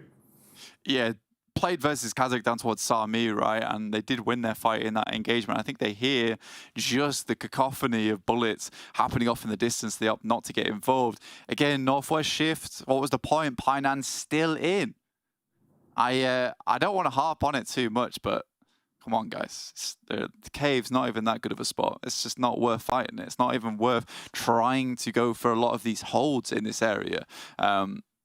Painan would have given them an easy crossing over towards where Gladiators are currently playing. I think they're going to opt down towards this western compound. Could be smart, actually, considering the amount of people they heard on that south side. This is going to give them ideal amount of scouting towards the east and also give them an opportunity to take down players coming in from that south edge as well. But they opt not to do it. They're like, actually, there was a lot of guys down there. Let's just head central. Let's take Crossroads. Let's be smart about this. Yeah, like the P-Money classic. They've seen too many men. They don't like the look of that, so they'll be able to make an adjustment. And in reality here, a bit of a fun one is actually the fact that KONINA Power have got all 4 players alive in the squad. It feels like they've really had a rough day of it in terms of just being picked to pieces very early into some of these games. Now I've mentioned their name, I've probably honestly cursed it for them, but we'll see how it goes. VP, good to see as well, still alive and kicking in this one. I haven't spoke about him too much over the course of this matchup, at least here on this battleground, but in terms of the play day as a whole, it's been nice. It really has been a good play day for them, so you'd hope there's at least more to be said for VP. Ooh. Okay. All right, smooth. Right, okay, so we got baited by the observers there. They were like, look, this suddenly died. He went for a full flip. But no, just the 2-wheeler. Respect. Yeah, just the one swan, actually. It's just the 2 wheels, actually. Oh, man. MADBULLS. Down towards the compound as well. Obviously, they lost Frozen and Zerich quite early into this one. And that hurts. I feel like the biggest one is if you lose Zerich, that's kind of your main impact fragger that just does go ungodly at times, right? Like some of the things he can do blank even when he's outnumbered, losing that element can be hard. But Tulik is still alive and kicking, and he'll be able to burn brightly, finding another pickup at least as he spams across onto the hillside and gets contact onto No Mercy Warriors. Meanwhile, Treasley here for VULGAR boys, starting to wrap his way back so he can link up with the rest of the squad. Seemed like he was just playing for info on the hillside. Has to go for the full rotate back around to actually link up with the other players. Yeah, it's awkward. It's not fun for them over on that side. I mean, MADBULLS, like you said, Zerich is such a strong player in terms of taking those off angles. He's so accurate, and I think he really does change the way the game flows for MADBULLS a lot of times, in the sense that, you know, setting him up is fantastic, because you could just send TUNA in like the vicious chihuahua that he is, and then just play off the back of that a lot of times. So Zerich is fantastic for that. Astic sends a nade over the top, gets a little bit of damage. TUNA has to move up with the DBS, but there is this player behind him and wobbly, but we saw that his legs weren't all that strong earlier on, feeling a little bit weak. They're just letting him push. What is going on there? Hello, Fleek? Why has he just been given a freebies? There's no response. They've got their belly in the dirt. They were doing their best impression of a worm. I know. I felt like if Lux could kill, that would have been a good play. But they can't, sadly. They just sadly cannot, unless you're Elementrix, of course. But Fleek now coming through. Trying to hit. I think he was as surprised as we are, mate, honestly. I believe so, yeah. I was just like, hang on a minute, what's going on here? That bush has got a gun. I felt like he just looked off the side, just a couple of red eyes just looking at him. Yeah. Dude, they are still going, bro. Finally, someone takes down Tulika. Fleek extremely low, though. Just wobbly and watch me left. He might just be able to get himself off a first aid kit. Tulika's providing info back. Moves up with the DBS. There's a clutch opportunity here. Oh, Fleek. You feel like normally he thrives in those sort of situations where you're just really running down the range towards him and he just wants to strike with the shotty. Instead, though, falls short on a mark. They had already run amok for long enough as a duo, so they're taken out of commission. Similar sort of story continues as well as VULGAR boys take some primetime shots back. And we start to thin out a few of the teams now then. So the herd thinning, we drop off a couple of squads, we flick back over to another fight that's occurring here. This is NEXUS inside of the zone, and they're actually looking to just defend against the push-in from SPG. SPG that are taking damage left, right, and center. Few bullets from the sidelines. KONINA Power, they've realized there's an opportunity to third party on this. It's going to work out for them. This is where KONINA Power starts to really ramp up just a little bit, playing on the edge side of the circle, on Sanhok. This is their type of gameplay. This is where they start to really find their footing. Again, though, for KONINA Power, down to 3 players is not ideal. VIRTUS.PRO playing a really, really quite overconfident 4-man split. No one's challenging them, though, and they're staying out of contact, so gaining information. 2 guys back towards the blue, making sure no one's coming behind. Palucci does go down. Beck finds that one. Kapahala, we saw him earlier with some really slick moves. Now Valo goes extremely low, not burning out just yet, and Victor finally is able to send a little bit of ordnance back their way. And those nades keep on coming. Nades for days as Doran will blow them away. Drops a follow-up one out as well. A lot of VP fans coming through. Oh, ganged up on. It's not good. Oh, please, no Alpha. Alpha's just crashing Gladiators. Thank you. At least a 1-knock goes through. How long can they hold on? That'll be the question. Meanwhile, the SPG fight continues as well as NEXUS look to try and capitalize on that one, but they've been absolutely put to bits. And Gladiators fighting tall for blank as they will be able to fry through that one and dispatch Alpha. Mate, the amount of times my predictions appeared on screen, someone immediately crashes them. It's been painful, but thank the Lord the Gladiators are on point there. I mean, again, it's a difficult compound to crash. Kitsune had a lot of weight on his shoulders in that moment, but this lad, especially in EU versus Africa, the clash, he was trying his best to perform a bit more of a fragger role. We talked to him in an interview about it too, saying that everyone on the team has to learn every single role. We got to learn to be playing backstop, fraggers, off angle. We've all got to be IGLs too, and I think they've certainly worked on that, because before Kitsune did feel like, obviously he was still strong. No way. Yeah, he has to go down now. He's still strong, but he just wasn't as good as the likes of Matic or Tixi. But I think everyone's like on an equal playing level now-ish. And that does mean that when you get a crash directly onto Kitsune's compound, he's able to hold his own, which is very important.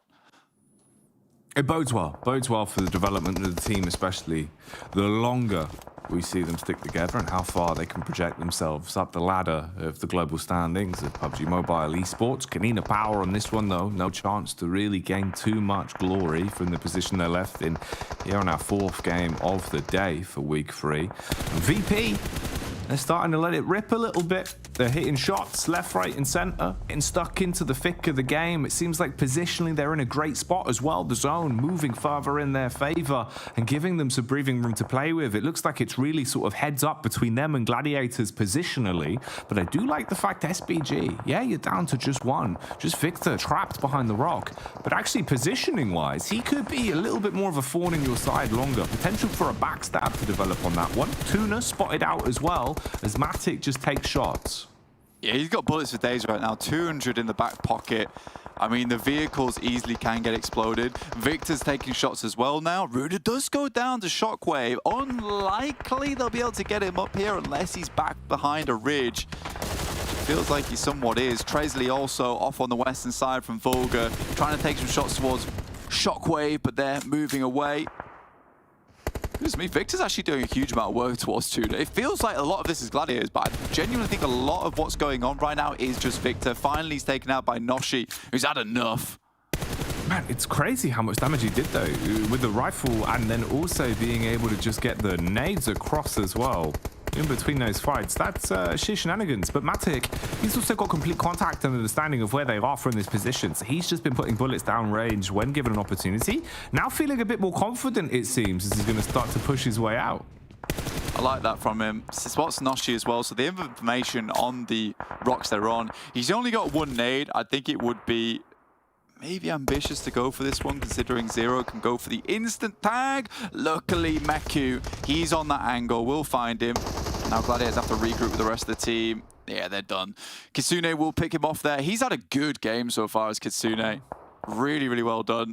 So now we're into the end game right now. Beck's getting picked up. VIRTUS.PRO should be at 4 alongside with a 4 from Shockwave. And that circle is massively cruel. The best thing for Gladiators at the moment is the fact that they know that over towards that eastern side should be a little bit clearer. They might be able to move up between the hard cover there. But with Shockwave watching, yeah, their push out is difficult, man. So we had the VP knock, but that's been resolved. Bandages back up, get everyone alive and kicking, and see how you want to play this one. The final 4 then set ahead of us. Oh, big damage actually being translated already, and that's going to ruin things for VULGAR. It was an opportunity for Treasley, but as soon as he reveals himself, he's been absolutely now we're down to 3 teams, and Gladiators, well, they're getting picked to pieces, blank. Kitsune, he's just struggling to stay alive, tucked in behind the tree. VP are going all in on it, but there's an opportunity for Shockwave. They've realized they can assault back. Bullets down range onto Beck. Molotovs thrown out for VP as well. Round towards where GG are playing. This is going to be a scrappy one. There's going to be nothing clean about this finals fight. If Matic makes his way through here, it's going to be impressive.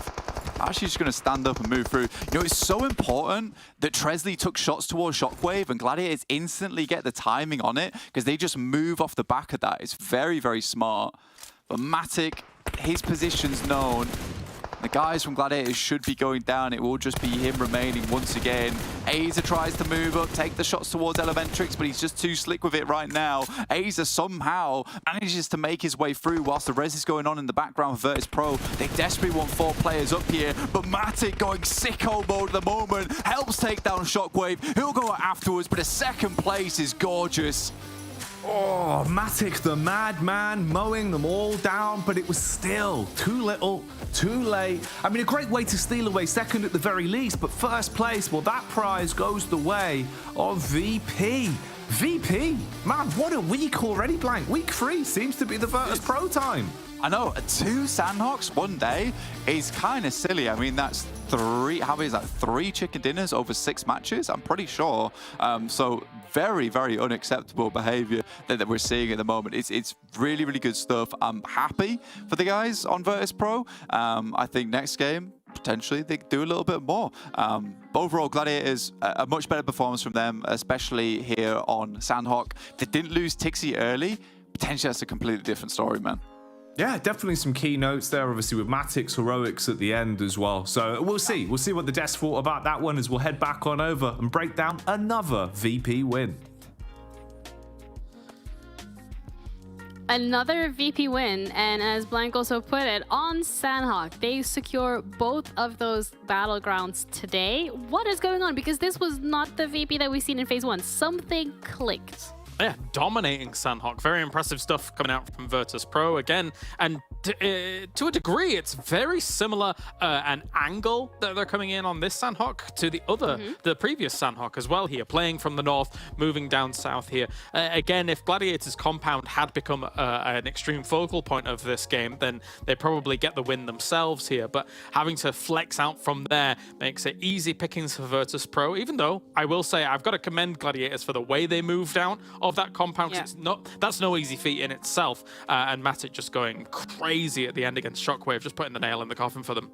Yeah, absolutely. They get 6 elimination points, but also Gladiators, a team that we had earlier today mentioned, not really hitting the mark, but this time around, 9 eliminations, displacement points. They get a total of 15, which is a good start, a good boost for that mental, a good boost potentially for that momentum, but VIRTUS.PRO absolutely running away with the lead this time around for this game.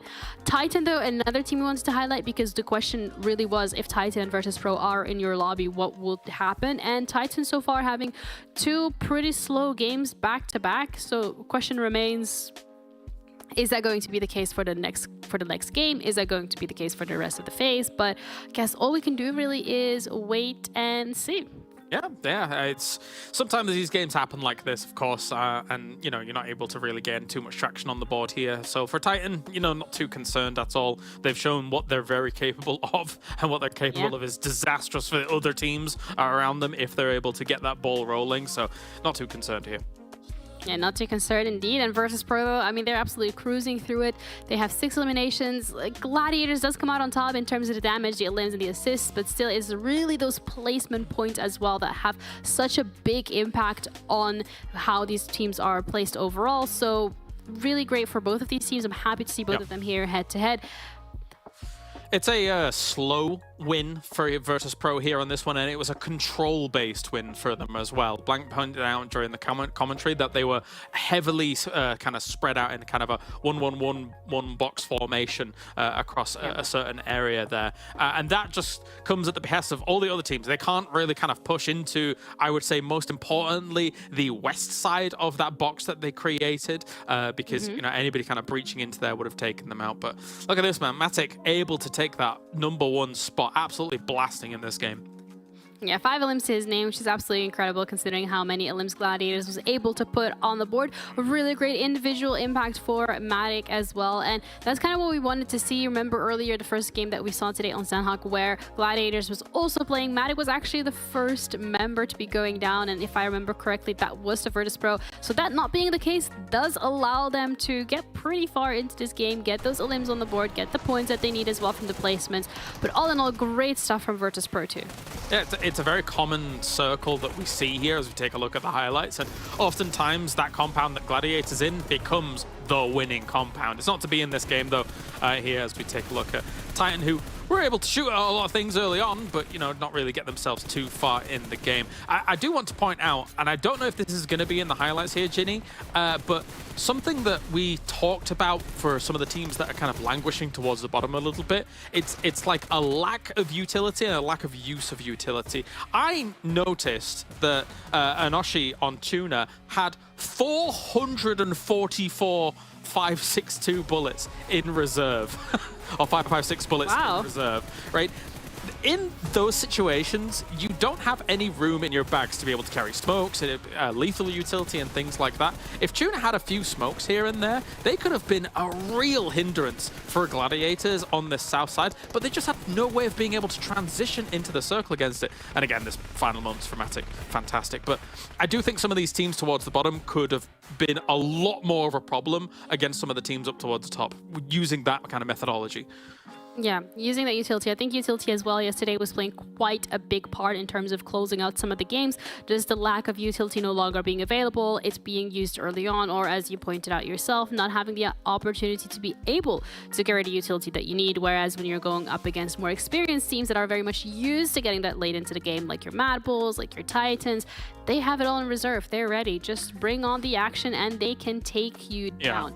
When we're looking as well at the damage that was dealt, we've already highlighted highlighted how both Gladiators as well as VIRTUS.PRO have done a lot this game, and NEXUS also creeping up a little bit on that table. Titan, though, I'm a little interested by this one because 3 eliminations, but over 1,000 damage, not bad. Yeah, they were blasting still for a Sanhok, right? And it's just unfortunate for them that eventually they get crunched down on by some shots coming in from the west side from Gladiators, and eventually TUNA moves up north and actually takes them out up top of that road. Not without their own kind of knocks here and there, but TUNA did pretty well on that transition to deal with Titan. So again, you know, I'm being harsh on TUNA because I identified that, you know, one particular player didn't have utility on their side, but I don't know the full information. We're not constantly always watching them. There could have been a moment where they just didn't find smokes. They could have used it all to try and transition against Titan. So there's a few things we have to take into account here. Yeah, as we mentioned as well earlier today, a couple of small little things that have like a domino effect onto these games and how they turn out. And looking at the overall and how everything has been turning out for MADBULLS, with Titan having another one of those little slower games coming through, MADBULL does manage to not only surpass them, but gain a little bit more of that lead. They're sitting at 18 points ahead of them. VIRTUS.PRO just 2 points behind Titan Gaming. I think this is no, not I think. I know for a fact this is the highest we've seen them play throughout the entirety of Fall. Yeah, they're doing fantastically here with the 2 wins on the board today. That being said, though, it's kind of up and down, right? Like the fact that they've got 3 wins on the board but are still slightly behind Titan. This is, of course, dispelled slightly by the fact that Titan had a 35-point game, which is insane.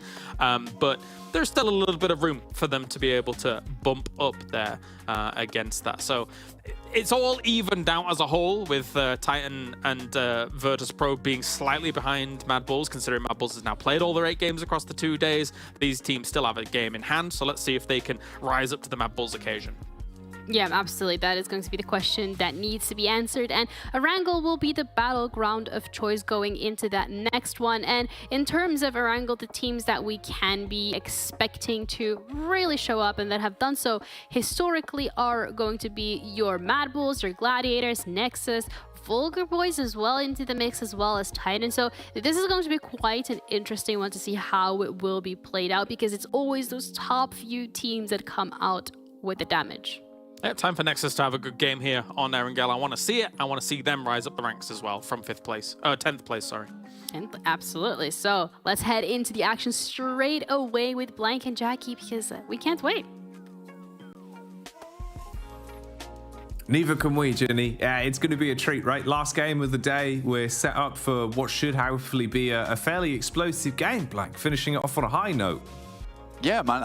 Look, maybe it's time for me to start predicting VIRTUS.PRO. Maybe it's time. Maybe it's time that I need to just get out of the shell, stop having this Gladiators copium, and just go for the VIRTUS.PRO pick, because they are really giving it to a lot of these teams at the moment. They're back in 3rd place, 76 points. MADBULLS firmly in the lead, though, 96. That was their last game, though, so they will be playing here on Erangel, which gives Titan Gaming, VIRTUS.PRO a good chance here to even the gap. I think this is probably the quickest we've seen a few teams rise to power within a phase, because like behind them is MUERTE, 58 points, Major Pride 51, and then it just drops off from there, 6 and downwards. So I do think that we are getting some very dominant players in the lobby. And I think I'm most excited by the fact that VIRTUS.PRO have just continued their trend. I worried that this was going to be a one and done type of thing, you know. They would shine bright very quickly, but the power was just not there to keep that bright light going, and they would just dim out real quick. But they haven't, you know. They've brought in a backup generator, and they're still good to go. Matt, I do wonder statistically what the win percentage is for shows where I'm not here, where VP win chicken dinners, versus shows where I am here. Yeah. It feels like it's always so skewed. I don't know how it happens. It must just be some sort of, you know, some sort of good energy I'm giving off. It's nonsensical, bro. I think they hear you on the broadcast and they're like, yes, someone believes in us, bro. Let's do this. Is that Jackie? And they're all like, come on, man. We got to. Wade's like, no, have you heard the things he says about me? He loves me. I got to play well. Wade has been going off. He has been going off, really. And it's been great to see, because I think that he has been sort of the slow starter for the team that we didn't expect. I mean, Beck's still doing quite well. I wouldn't say one of the best players in the lobby, but he certainly does have an air about him where he can play off the back of Elementrix and Wade, who are both fantastic players in their own right. And I think we're starting to see be that idea that not everyone's trying to go for eliminations. They realize that they're not going to outclass a lot of other teams. But just in terms of that macro, like Kale was saying, like we said on that last map, that 4-man split where they were just taking control of the northern side, that speaks to me like very good work going on in the back end of things, because they understand on that south circle there's a huge amount of teams that just clump themselves up into just this melee down towards that south side, so they can just fully take control of the north from their northern rotation. Really, really well done. No, it has been clean. Like, the adaptation we're seeing from them looks a whole lot better, and also they're just hitting their mark when it comes to actually some of the firefights we're witnessing.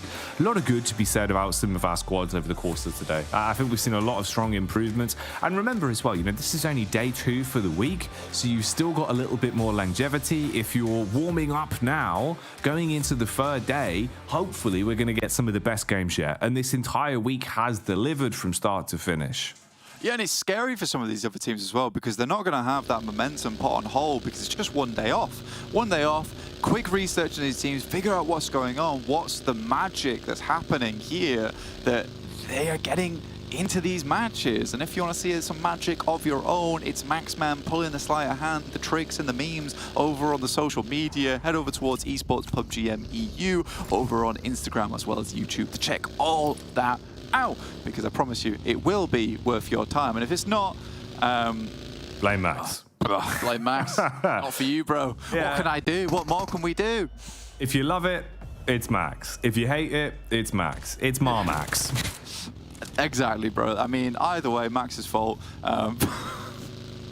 But yeah, we are putting out a lot of things over on that side as well. And again, I said it yesterday, dropping all the statistics over there as well. So if you want to have a bit more of an involved approach with PUBG Mobile in particular, and brag to all your friends about all you know about all these players, then you definitely want to go give it a look. VIRTUS.PRO right now down towards south side. They're already over towards Sanhok. I can't believe we've not mentioned it as of yet. We've been having such a fun time with talking about these teams that we do have a potential Sanhok finish on our hands. VIRTUS.PRO sent away very, very early on. With the playing path slightly difficult for a lot of these teams to get into an early position where they can quickly head over towards Sanhok. It's not fully confirmed though. This could still be a northern shift on the circle, although it is slightly unlikely with the way it work. Be interesting to see how this one develops in the long term then. MUERTE's POV here, as they've got the boat towards the coastal side, just getting themselves suited and booted, and then they have a rotation point to play off, as it is a long old rotate the whole way around from them. In terms of tuning into what KONINA Power are up to as well here, just a bit of compound control to work with, get themselves nice and armed to the teeth, so there's some firepower in the back pockets. And I think KONINA Power, you know, last game of the day here, if there was ever an opportunity to take some of the pressure off, this would probably be the one where you'd hope to see something a little bit better from them. Yeah, I mean, taking a C block right now over towards Lobster, I mean, this is a great opportunity for them, gives them a very central position. It is slightly tough sometimes because there's a lot of angles you need to hold. You can see where Offhaze is heading right now. This is over towards that northern side. You want to make sure that you can spot a lot of these rotations coming through. It looks like he's going to head towards this compound on the top side. Give them a bit more room to work with. I think at the end of the day, even if they just leave maybe one player behind or even no players behind, they've at least scouted through plane strip as well as C block. If the circle moves hard down towards the south, they've already cleared that ground, and they can be fairly confident, 90% confident, they can just send straight back down towards those buildings on the south side and pick themselves up a better bit of terrain to be working with. It'd be nice to have sort of some bombing tunes, I feel like, for MUERTE. Yeah, I mean, you got the nice cinematic angle, everyone's on the boat blank, they just need the music to go with it, really just dial them in. Need your theme tune, don't you, really? You know, you do always need a good theme tune. Right, the theme tune. Oh man, it can't be. Dark Project, they tell you what they can do. Have some surprising games. I think they've actually been delivering a lot more today, right? Like individually, we've seen them hitting their mark. Feels like the decision making's been a bit quicker, a bit snappier than it has been over the past little while. NEXUS as well. Will they have a theme tune for their boat? It's a bit of a nicer boat, to be honest. It's very duck-esque, yeah. Yeah, this is the good one. You know, it's the bathtub boat It's good to see. It's going to get them straight into place they want to head towards. I think they do spot there to MUERTE. Are they going to back off there? You know, this all came down to because Milky Way sent back towards the PUBG. I'm pretty sure they did a smoke check and he's like, lads, I've got no U-turn. That is painful. Are they going to have to swing off course here, try and get over towards 400-meter range, see how far the boat can go? It's exploded. Ooh. Now this is painful, bro. Mate, this is the worst case scenario. And now the Duck Boys, the Duck Demons, they're going to arm the Duck Boat, Blank, and they're chasing them down. Oh, this is bizarre. It feels like the start of some sort of aquatic-based horror movie where MUERTE are just on the receiving end of the duckening. Dude, the duckening is real. Look how big this duck is as well. Imagine that thing coming towards you in the water in the dark night. I'd be terrified. And they are going to just send straight over there. MUERTE could be out here right at the beginning of the game. And because the blue's not actually come in as of yet, this is a case. Oh, they're just going to wait for it. The lads need to get behind the boat. This is the essential thing. And Furia, he is starting to run out of breath. He's going to go underneath. Doran goes for a quick swim, locates him. Hello. Furia swims upside towards the duck. He's just going to sit around the duck. He's just waiting to see what he can do here. Oh, bud, just watching this is awful. It's just so uncomfortable. They've seen the head. A very aggressive bit of fishing going on here as the MUERTE bit by bit are just being chopped up. This is outrageous. The contrast of what they're doing versus the fact they're sat on a giant duck. Or careful with that nade, bro, please. Jesus. And they'll just send away. No, come on. Wait, they're underneath the duck. They're under the duck. Yeah. There we go. Right. That's it. The duckening has finished for now, Blank. Christ. I mean... Ooh, EXO, though. You know, PERMITTA Esports have actually just rocked up behind EXO on the backstop. Oh, dear me. We've got the duck hunters right now coming through. Coming to put a stop to this one. Oh, we've got to see it, surely. Where's the PERMITTA Esports POV? I want to see the clash of the ducks that's going on. It's just a non-stop duck game. Dude, I mean, I want Folly to become the new Van Duxing. Take him out, get him out of the picture because this is just unacceptable behavior coming through from NEXUS. They could have had a good position in, but they'll have to swing back round again. And that rotate from Lepovka was all for naught, as we did get the unlikely shift back up towards the northern side around farm. Difficult area to play. Certainly some compounds in this area to move into, which are very strong, but very open ground. Very, very open ground. You can see Major Pride's already shifted into position, getting ready to go. Oh, they're going to be ready for it. Major Pride, last game of the night. You'd hope that they'd be able to show us their best yet and deliver with some nice plays. Meanwhile, Unicorns of Love on screen here as they take pot shots back over towards VP that are just mountain climbing their way up. Relatively fragmented between the two sides, though. They're actually just on top of one another. Oh, it just looks so upsetting seeing NEXUS as well now after everything they've been through. When we do flip up the map POV there towards the right-hand side. Rat race across the bridge as well to try and get yourself towards the other side and stay alive on this one as Unicorns of Love group up and try and get out of there for now. It's one of the roughest scenarios as well when you full commit down towards Sosnovka early on. And it's fair enough because full committing down towards Sosnovka, taking one of the few areas down in this position where you can get a good, strong spot to start off your game is likely the best decision you can make a lot of the times. Considering over towards this northern side, if you just look on your screen on that right-hand side, there was a lot of compounds there. There's a lot of compounds still in play up towards Pachinki. You know, there's Chopsticks still over on that side.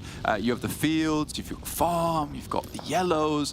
These are all potential positions that you can play. So making the move down towards Sosnovka early, securing one of those high priority spots, and then you can move back up into one of the compounds, which is likely not already secured. This is always one of those movements you want to make if you're close down towards Sosnovka in the first place. In this situation, though, it does now put you on the back foot. Makes your life a little bit harder. Not ideal for Titan, with Havlik being licked up as well, so they're forced to get him back up on his feet. So it'll be TUNA that move in from the left-hand side, close on top of Titan. Major Pride, Gladiators, and Alpha are all there as well. So really, looking at the spacing on this one, so many fights that could occur in close proximity of one another. PERMITTA also starting to close the distance now as well as they rotate round through farm side. You've got the clash of VP and KONINA power that looks like it should develop, especially if they go round towards the bridge as well to get across. That's where Unicorns of Love are set up early. They're going to get all of this information between these two fighting, but it is just the shotty that's pulled out instantly. Surprises with the initial strike. Battle back from Palucci as he'll hit one onto him and at least slow down VP farming on this one. Elementrix down as well, and this is all starting to get a little bit hairy for them. Unlikely Elementrix to get back up on his feet. Nice nade over the top from Palucci. That's them done. VIRTUS.PRO unlikely to get away from this one. Just Beck last left alive. Has to go for a big clutch moment. Gets one. But that's just the beginning of a very arduous battle to come.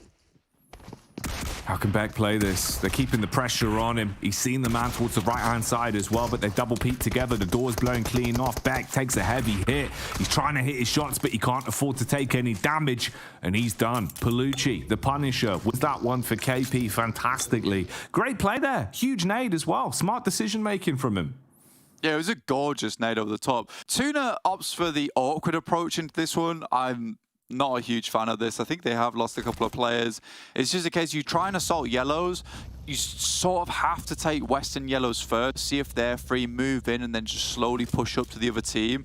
I think they try to get a little bit of an engagement in there. Titan just sends them off it, and now they're just in a horrible spot. Trying to get over towards past this area towards Sharkfin. You're going to move into Alpha as well. It's a rough life, and I think for TUNA, the most likely thing they're going to be doing for the rest of the game is just keeping Titans on edge. See if you can just keep them feeling uncomfortable for as long as physically possible on that one. And KP, obviously bouncing back and forth like a metronome. They had to fight their way through VP, wanted to exit on that side of the map, now have to double back. So their journey's been arduous, and they're going to be at an all-time low in terms of the supplies. Movement here, though, for NEXUS, as they're starting to advance up a little bit, round towards where PERMITTA are playing from. Volley and co, tucked in back towards the compound, have a bit of cover to work with. NEXUS breeze round towards the coastal side and stay out of trouble for now. KP still slow on their rotate, but that's the end of TUNA, as they're drowned and Bag taken out of it. So Titan uncontested from the back there now. Important timing to get TUNA out of that one too, because now they have to deal with Dark Projects coming in from the western side again. Circle shifts and looking over towards Alpha's position. That is a really nice spot to be playing in. NEXUS do pick up over towards the actual ferry pier as well, so this is not a bad position for NEXUS to play out. I've seen a few teams win from this position before, but if Alpha can comfortably hold down towards the cliff edge, this is going to make life really easy for them, because they can just sit here for a long while, and with there still being some water in play, it's likely to come south again. So I think Alpha set themselves up for a big amount of success so far.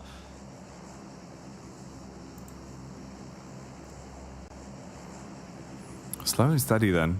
All about the decision making, really. For Havlik, I mean, he's looking for picks off into the distance, round towards where Dark Project are playing from. GG are grouped up towards the cliffside. They've got utility. Good collections of smokes. Nades in the back as well. Havlik's head. Oh, it's right there. Just on the cusp of them being able to get contact and potentially put an all-important bullet downrange to really make it awkward. They've got a full spot onto him there as well, so they know exactly where he's playing from. Just about knowing when to take the fight on that one. You could light up Havlik, make it even more rough for Titan. Meanwhile, Major Pride shooting down, as they'll be able to deal a bit of damage from a distance here onto the Nameless, make it awkward for the Beast as he's knocked out of his vehicle. Amos goes down. Gladiators, again, it's going to be hard for them to get out from the situation. You've got to move north and then off towards the eastern side as well. Luckily, Meku finds Mango. Alpha not dealing with this team as of yet, and KONINA Power just slowly snorkeling their way in towards that southern edge. Titans move up though in the meantime. Do they have the nades on side? 4 for Rob so far, so potentially can get a bit of damage in, but they're just worried about the tree line up towards that west of them. It is really quite oppressive when a team gets towards that area because the ridge side allows pretty simple peeking. Gladiators take this spot because it does give you cover from that tree line. Meku starts out strong over towards Robs, but look at Matic, so low here.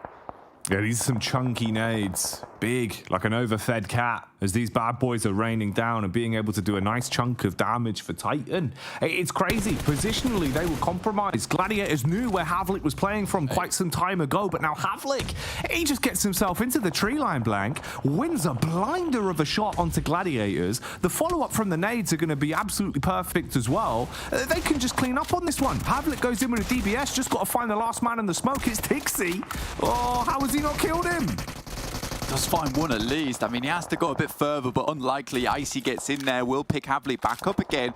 But we got to keep talking about this guy because it's been so many times so far where Havlik has taken a quick off angle, really directed the pace of the gameplay for the rest of the team by taking these little pinpoint shots from positions that he's not expected from. It's so nice. And then the rest of the team does capitalize off the back of it. It's just confidence play, really, because he's not going to be with the team for the initial push, but he understands that Icy and Robs, these are good players. They can play without him if he can open up the playing. And, you know, one player going down forces the res, the nade becomes easy from there, and he was already set up, ready and raring to go on the pop. Very well done. This next shift, Major Pride is in such a strong spot now, Jackie. Mate, Major Pride feels like they do really deliver the longer the game goes on, and you'd hope in a spot like this they'd be able to show up strong. Dagestan peppering a few bullets here as they're baited in. Effectively a reconnaissance play coming out from Dark Project. They double back towards a single shed, the tiniest amount of cover. Insurmountable, really, as it's doing nothing for them. An effect, one by one, unloads bullets onto him. Dagestan looked to strike with the opportunity presented as well. The car bonnet's not connecting, but the bullets certainly will. And this one's a hell of a scrap. Limbo on their drive-by sends them flying as they get bounced off the front of the vehicle. Man, I mean, the thing is, this spot is probably one of the only areas that keeps you covered from the sightlines of Major Pride. The issue is this, is the nades. Nomi instantly identifies as players, innit? Yeah, we can't shoot from the warehouses, but we can wrap behind you, start tossing some nades over the top. He is taking a couple of pot shots, though, in the meantime. Effect will drop the smoke. More nades going through. It's not doing enough damage, though, and Dagestan might just be able to get themselves back up into action. So many smokes there makes it difficult to line up these nades. You just got to place one perfectly. They were so low on HP, finishing them off seemed like it would have been a formality. Instead, though, they're just being able to keep this one going for quite some time. They're keeping themselves alive. Fall back for effect as well. He took so much damage from the sidelines, so he has to get himself into a better angle, pop his stims, use his heals, recover some HP to work with. Meanwhile, Nexus now moving down. They've seen an opportunity to attack towards PERMITTA. Not going to be permitted to stay alive, it seems, as Folly is on his last legs after eating so much damage. Nexus had pretty much a heads-up game here, and I think the thing that we have to really consider for Nexus, the fact they went for that boat down towards Sosnovka, right? Took down to MUERTE, it's a big delay on the time, and yet they still got back into the circle, so very good identification of what's free, where they can go. Snowix taking shots. He's stuck inside the shack right now, and Skapahala continues to take shots over towards him. He's kind of locked in place, but the rest of his team preparing, ready to take shots at them as they breach over towards this rock side. SPG, Unicorns of Love, and Nexus, all breathing down the backs of one another. Reflect, looking for an opportunity here to hit a few shots, just peeking up where possible, basically getting the lay of the land. And this is Alpha. The backstab that could actually matter most. Unloads a barrage of bullets, a hailstorm. But blank, they've weathered it. They've survived through that one and instantly tagged back, so his position to punish now is completely taken away. It's really rough now. I mean, Nexus actually able to move up the rest of their team. Redox, as well as EXO, into spot. I think they might be just lacking a little bit when it comes to loot, so they desperately need to get themselves a squad wipe here. Circle does move over towards Major Pride. Now, this is where we see multiple engagements over towards this warehouse. We might even see 2 teams in this position at some point. And the reason I predict SPG, there is a reason behind it. I know it seems insane, but it's one of those things where Dagestan might try and crash Major Pride. Then you'll see another team go over the top. And I'm hoping that SPG will be the final contender for that position. It's sort of a long shot, but it's one of those predictions where it's like you're hoping something's going to happen. Thing is, these are the sort of games where SPG do tend to surprise as well. It feels like when the odds are mounted against them and they're in these awkward spots where they have to kind of just pop off in the chaos, they tend to do so. We'll see if they can here, though. Push up from Exoblank. They deal with the Robot Man quite quickly as they send him haywire. Redox looking to trade it back. Jump shot out. The peak is fantastic, but it's not going to matter. He's been picked out of the sky. Skeet shooting. Follow-up tag coming through as well as Doran. He's done him all. You've cursed them alive. I have cursed him alive there. The thing is, Doran should not have got away with that. I think there was some sort of desync because the S12K did shoot at him. I saw the hit marker, but no death, and Doran just lived straight into this one. So Nexus still going on. Unicorns of Love realize that they need to get out of this position. Alpha team, they're just going to hold down towards the south side. We talked about them earlier. It is just 3 points essentially. You can just play this position for so damn long. It's hard to assault you, and you just have so much oversight over this engagement towards this side. A lot of other teams aren't even going to be looking at you because they're way more concerned about the teams that are currently playing around them. Also, meanwhile, we had Major Pride taking the fight towards Titan. So Titan now, it's just one man. That's all that remains for them. It's Robs the Robber. And I don't think there'll be any theft of the chicken dinner today, as he's the only one left, shrouded by a smoke, just holding on to what he's got. The rest of the squad's now closing the gap as well, as it seems that we're turning into a bit of a barnyard brawl on this one. Unicorns of Love inside of the smoke being peppered from the back. Oh, Redux just driving by. Man's on a micro machine. He's trying to bait out the shots, fires a few blindly into the smoke, but none of them will connect onto Bonnie, who waits for the assault, dashes one out of his own, exposes himself for a few seconds, so Doran will trade it, and Nexus remove the Unicorns. They're going deeper into games towards the end of today's play day, but it's still not enough for a chicken dinner, leaving us with our final 5 squads now. 9 eliminations, though, it's decent stuff, and Doran just has always been one of these lead members for the squad. He came in quite late to the team as a new starter, and he was fantastic at working it into these matches. But now Dagestan moves up, sees Redox as he tries to get away from the bullet fire, but Doran's up close, sends a nade, and looks pretty much on target here. Jackie sends another just to be sure. Now looks up towards the rest of the team. This is some mad plays coming from this guy. He does not want to go down without swinging. He's got 7 nades still in the back pocket. He could just bombard them, Jackie.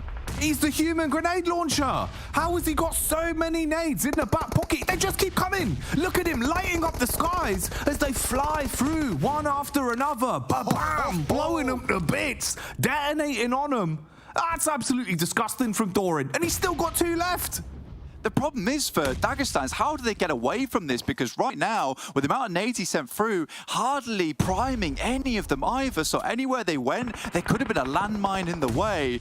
Doran really clinches out this one. Unfortunately for him, all the players from Dagestan will get back up on their feet, but he has delayed them slightly. Circle moves over towards the north side, so Dagestan still has a chance, but Nexus is making their life hard. They've made it uncomfortable. And they've wasted a ton of time. Reflex as well on the reposition. Has to hit the deck because he's eaten so many bullets. As Zardia from a distance will light him up and look to try and reposition. He's so paranoid about the next nade coming his way. Another one in his hands right now. He's priming it. 7 nades. Where's he getting them all from? Where'd they come from? He's going to do another. This man has thrown 20 nades in a single match. Here we go. In comes the mortar. He won't stop. It's one so after close. another. It's right on him. Limbo's been blown to bits. Doran, the human grenade launcher. Again, he's reloaded and just keeps firing them off. Fum, fum, fum. They all go out bit after bit. Look at these trails. That's actually going to go close to it, and they're backing up. Oh, they're backing up right now. Oh, Another Redox. That's 2 down. Nexus is single-handedly dealing with these guys, but Zadira's in position. He's close by. A nade comes through, and Doran switches over towards the M4, desperately jumping up and down, looking for the peak on this. Redox likely to go out here, but they immediately move back into cover. Does he spot him? Does he see him? Spots out Keep, and Zadira is just letting his team die around him. Last player alive. Doran continues to jump up, but he's yet to pull the trigger on this. There's the peak. Zadira goes in, cleans up with the SMG, looks to finish things off and finally shuts down Nexus after the sheer level of nonsense they've been running away with. So many grenades, 30 used in the space of a few minutes. Unbelievable scenes, but it'll end there, and that's the way the game goes, with Major Pride finishing it off, feeling almost second to the grenade banter. Dude, I mean, that is like coming out on a comedy set where you're the main liner, but the guy that opens is just where all the attention is, and that's Doran, who has sent these guys flying. There's just ditches and holes in the ground for the amount of nades he had. I don't think I've seen anyone throw that amount of nades in the game. You're right, just a human grenade launcher. Doran, man, what a stellar player. Mate, that was mad. He's just there, just going, thump. Just again and again and again. Like, it almost looked comedic, right? There was just so many nades again and again. Like, I've never seen that many trails in a game of PUBG Mobile just floating through the sky. I don't know physically how to comprehend the last game of the day. So let's see if the desk can do a better job of it. Let's get back over there.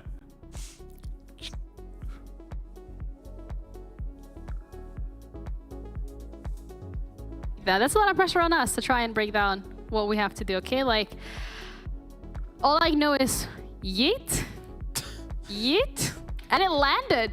And Major Pride get the win. That was crazy. Yeah, Jackie asks for a breakdown. No, I got nothing. That was... You and me both. I don't know where he was getting all these nades from. I felt like he was cheating almost. Like, clearly what happened over at the SPG location was all of them had loads of nades, and he was able to just loot every single box that existed. I have no clue. I've never, ever seen that many nades in a game of PUBG Mobile, and Nexus, sure as anything. You know what? Before this game, I was like, yeah, this is time for Nexus to do something. They couldn't have done anything against Major Pride's position because that was just low-hanging fruit. That was a free win for them, basically. But Nexus played a blinder of a game. This was ridiculous. Yeah, absolutely. And it shows as well in the elimination points that they're able to get. I mean, 12 elims. I don't know if it was 12 nades. I lost count at 20. So okay, maybe not that many, but still, it was pretty impressive to be able to do so. Titan game this time around, also climbing a little bit further up, getting 8 eliminations on the board with 3 placement points. So that is a good spot for them as well to be in, considering that MADBULLS were not in this lobby. So this kind of like gives them the opportunity to catch up a little bit, close that gap a little bit further. VIRTUS.PRO, this might have actually been their quietest game today, getting 2 points, which is actually impressive considering how they performed in phase 1, where their quietest game maybe was just like no point. Yeah, for sure. I mean, you know, again, you can't win them all, especially considering this kind of circle, this kind of position, with all the teams trying to move in interesting ways for this one. But as I say, for Major Pride, this was absolutely theirs to win. I expected all of you to go with Major Pride, and I was going to do something quirky and do something else, and that didn't work out. Different. Yeah, I tried my best, but it wasn't going to happen. This compound, there is no cover approaching this compound at all. So if Major Pride's able to play this smart, then there's nobody that's going to approach this game against them. Absolutely. I mean, even looking at the damage that they were able to pull out, close to 3,000 for this game alone. Nexus very much following them right up on their heels, but we've seen Nexus and the situation they were in. So very well done for both of these teams. And then we're looking towards Titan, Dykes, and Alpha, and they're actually all closer to like 1,000 damage. So again, it really puts into perspective the amount of impact only 2 of these teams have had on the entirety of the lobby. 2,862 damage for Nexus. That is 1 nade for every point of damage. So that's really impressive there by Nexus. Very good. Wow.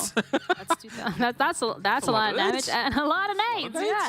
No idea where they found them, but you know what? If you search hard enough, you might find what you're looking for. And I guess Nexus was just looking for a couple of nades.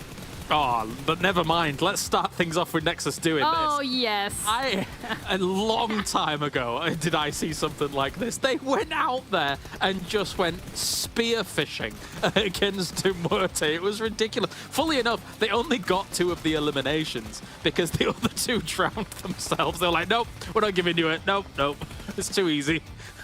What a last game. It was so weird. What a way to set the expectations for tomorrow. I mean, it was a great way to close things out for today. A great way for a lot of these teams to be able to get a couple of points on the board, but Nexus really, maybe they didn't get that chicken dinner, but they won our hearts and our smiles in this one. Yeah, absolutely. What a treat. Here we go. Quite honestly, I was surprised when he had 7. Okay, because that's quite a lot. That is quite a lot of bag space to actually allocate 2 nades. But then he suddenly had another 7. I was like, what's happening here? Oh, this is brilliant. This is so much fun. If you know what's happening, I know what's happening, but no one knows what's happening. So we're just gonna roll with it. We're gonna roll with the punches, and we're gonna have a look at the daily winners as well, because Major Pride managed to secure that one despite all the madness that was carried on that final few minutes in that lobby. VIRTUS.PRO get both wins on Sanhok. That is absolutely crazy. Erangel is secured by MADBULLS and Miramar by MUERTE. I think today was a pretty good game for the teams that we were hoping to see step up. We were hoping MADBULLS to be a little bit more aggressive. They've done so. We were hoping to see VIRTUS.PRO carry on that momentum from their last game yesterday into today, and they were able to do so. And as well, Kalaris, you mentioned earlier today, you were hoping to see Major Pride as well alongside VIRTUS.PRO, just get a little bit more, in there, and that's exactly what they've done. Honestly, it was domination by our Eastern teams, our Eastern players, right, coming out from those kind of CIS regions, etc., and things like that for Europe. What a performance by them. If you consider VIRTUS.PRO to be one of the top contenders, I think all of these games were taken by top contenders here for PMPL EU Fall. So it's looking a little bit scary for all of these other teams, apart from maybe Titan, who's still able to really hang around and throw punches up at the top of the leaderboards here. But some of these teams down towards the middle pack as well as the bottom, they've got to come out swinging tomorrow and try and make that catch-up happen, because you can't let this go on forever. Absolutely. And with that, you're saying VIRTUS.PRO being one of the top teams, I'm assuming that also means that some of their players are one of the, if not the top most valuable player of today, maybe? Maybe. Actually, I'm agonizing over this one, because after what Doran just did. That was... Yeah, I'll still go with Lamentrix, though. I'm not quite sure on the MVP for today because it was quite spread across the top teams, but yeah, I'm not sure. We'll see. I think Flicky from MADBULLS as well doing a lot today, so maybe that could be potentially an MVP contester. Let's have a look. Oh, I'm right. Well, my predictions today are on fire. Okay, let's go. Yay! I'm pretty happy with that. But like 2,000 damage, 13 elims on today alone. Wow, he really said, okay, guys, yesterday was maybe not what we wanted to see, so I'm taking our faith in my own hands. Yeah, especially on Miramar, they played out both of their Miramars very, very smart, I suppose, to say the least. In terms of the transitions, what they were making, as we take a look down here towards Warehouse and Concrete. Unfortunately for them, of course, they didn't close the game out against MUERTE, but they were able to hold on to that location fantastically, considering that a 1-2 split against those teams should be punished, but was not. Yeah, absolutely. We're also looking at where that's going to be putting them for MADBULLS specifically after having a much better day than yesterday, which it will mean that the overall standings have again changed, of course. MADBULLS are still sitting on the top, and they have managed to extend the lead that Titan was closing in. So that's a really good game for them today. They're holding on to that top position. Titan still on second, MUERTE still on third. Nothing has changed in terms of the placements, I would say, except Major Pride managing to squeeze themselves up into that 6th spot. Yeah, but basically 71 points of a lead. That's ridiculous. So good job by you. Across all Phase 1 and a little bit of Phase 2 here so far. But as you say, with Major Pride slowly gaining a bit more traction, maybe there's a world where they can rally back there for those PMGC points. It remains to be seen, though. I think it's just a little stretch too far when MADBULLS still looks as great as they do right now. Yeah, absolutely. And going on to the second page as well, I think this is where maybe we're going to see some of the teams that VIRTUS.PRO going on to 9th place. Yo, this is incredible because they were towards, at the start of the phase 2, if I remember correctly, they were very much towards the bottom of that 13th. leaderboard. They were 13th, yep. And they are now all the way up till 9th. They are pushing themselves. And that is incredible to see such a big jump in only 2 days. So I actually slipped. It was even 14th. So yes, they've definitely jumped up quite a lot here for VIRTUS.PRO. Again, though, that comes back off of the Jackie blessing. You know, you see it. Jackie blessing. Ready to go. He's adorned in the color orange. You know, he's ready to go for them, and it's exciting to see. He's their personal cheerleader, which is, who knew? That's all that they needed to actually be able to close it out. So let's see in terms of the predictions as well for us as talent, who got the most points. Of course, I got 20 today. I mean, 10 yesterday, 10 today. Let's go. Only 3 points behind at blank. What's he doing? Blank, are you thinking even? Like, you look like you're thinking, but are you thinking? Let me take a look at his predictions for a second. Item. PME. So the only time he got a win is when he picked MUERTE after I picked MUERTE. So even that might not count, you know? For the fact that they're waiting until the analyst desk has put their predictions in before he puts in his, we need to have a talk, because you're not very good at copying either. So unfortunate for you, Blank. But thank you so much for tuning in today, and thank you so much, Monster, for making it possible. As a reminder, head over to monsterenergy.com/gaming to check out what's in store. That's it from us from today. That's all we had in store, but we're gonna be back tomorrow with even more bangers, because the last 2 days have been pretty crazy. So take care of yourselves, and we'll see you tomorrow.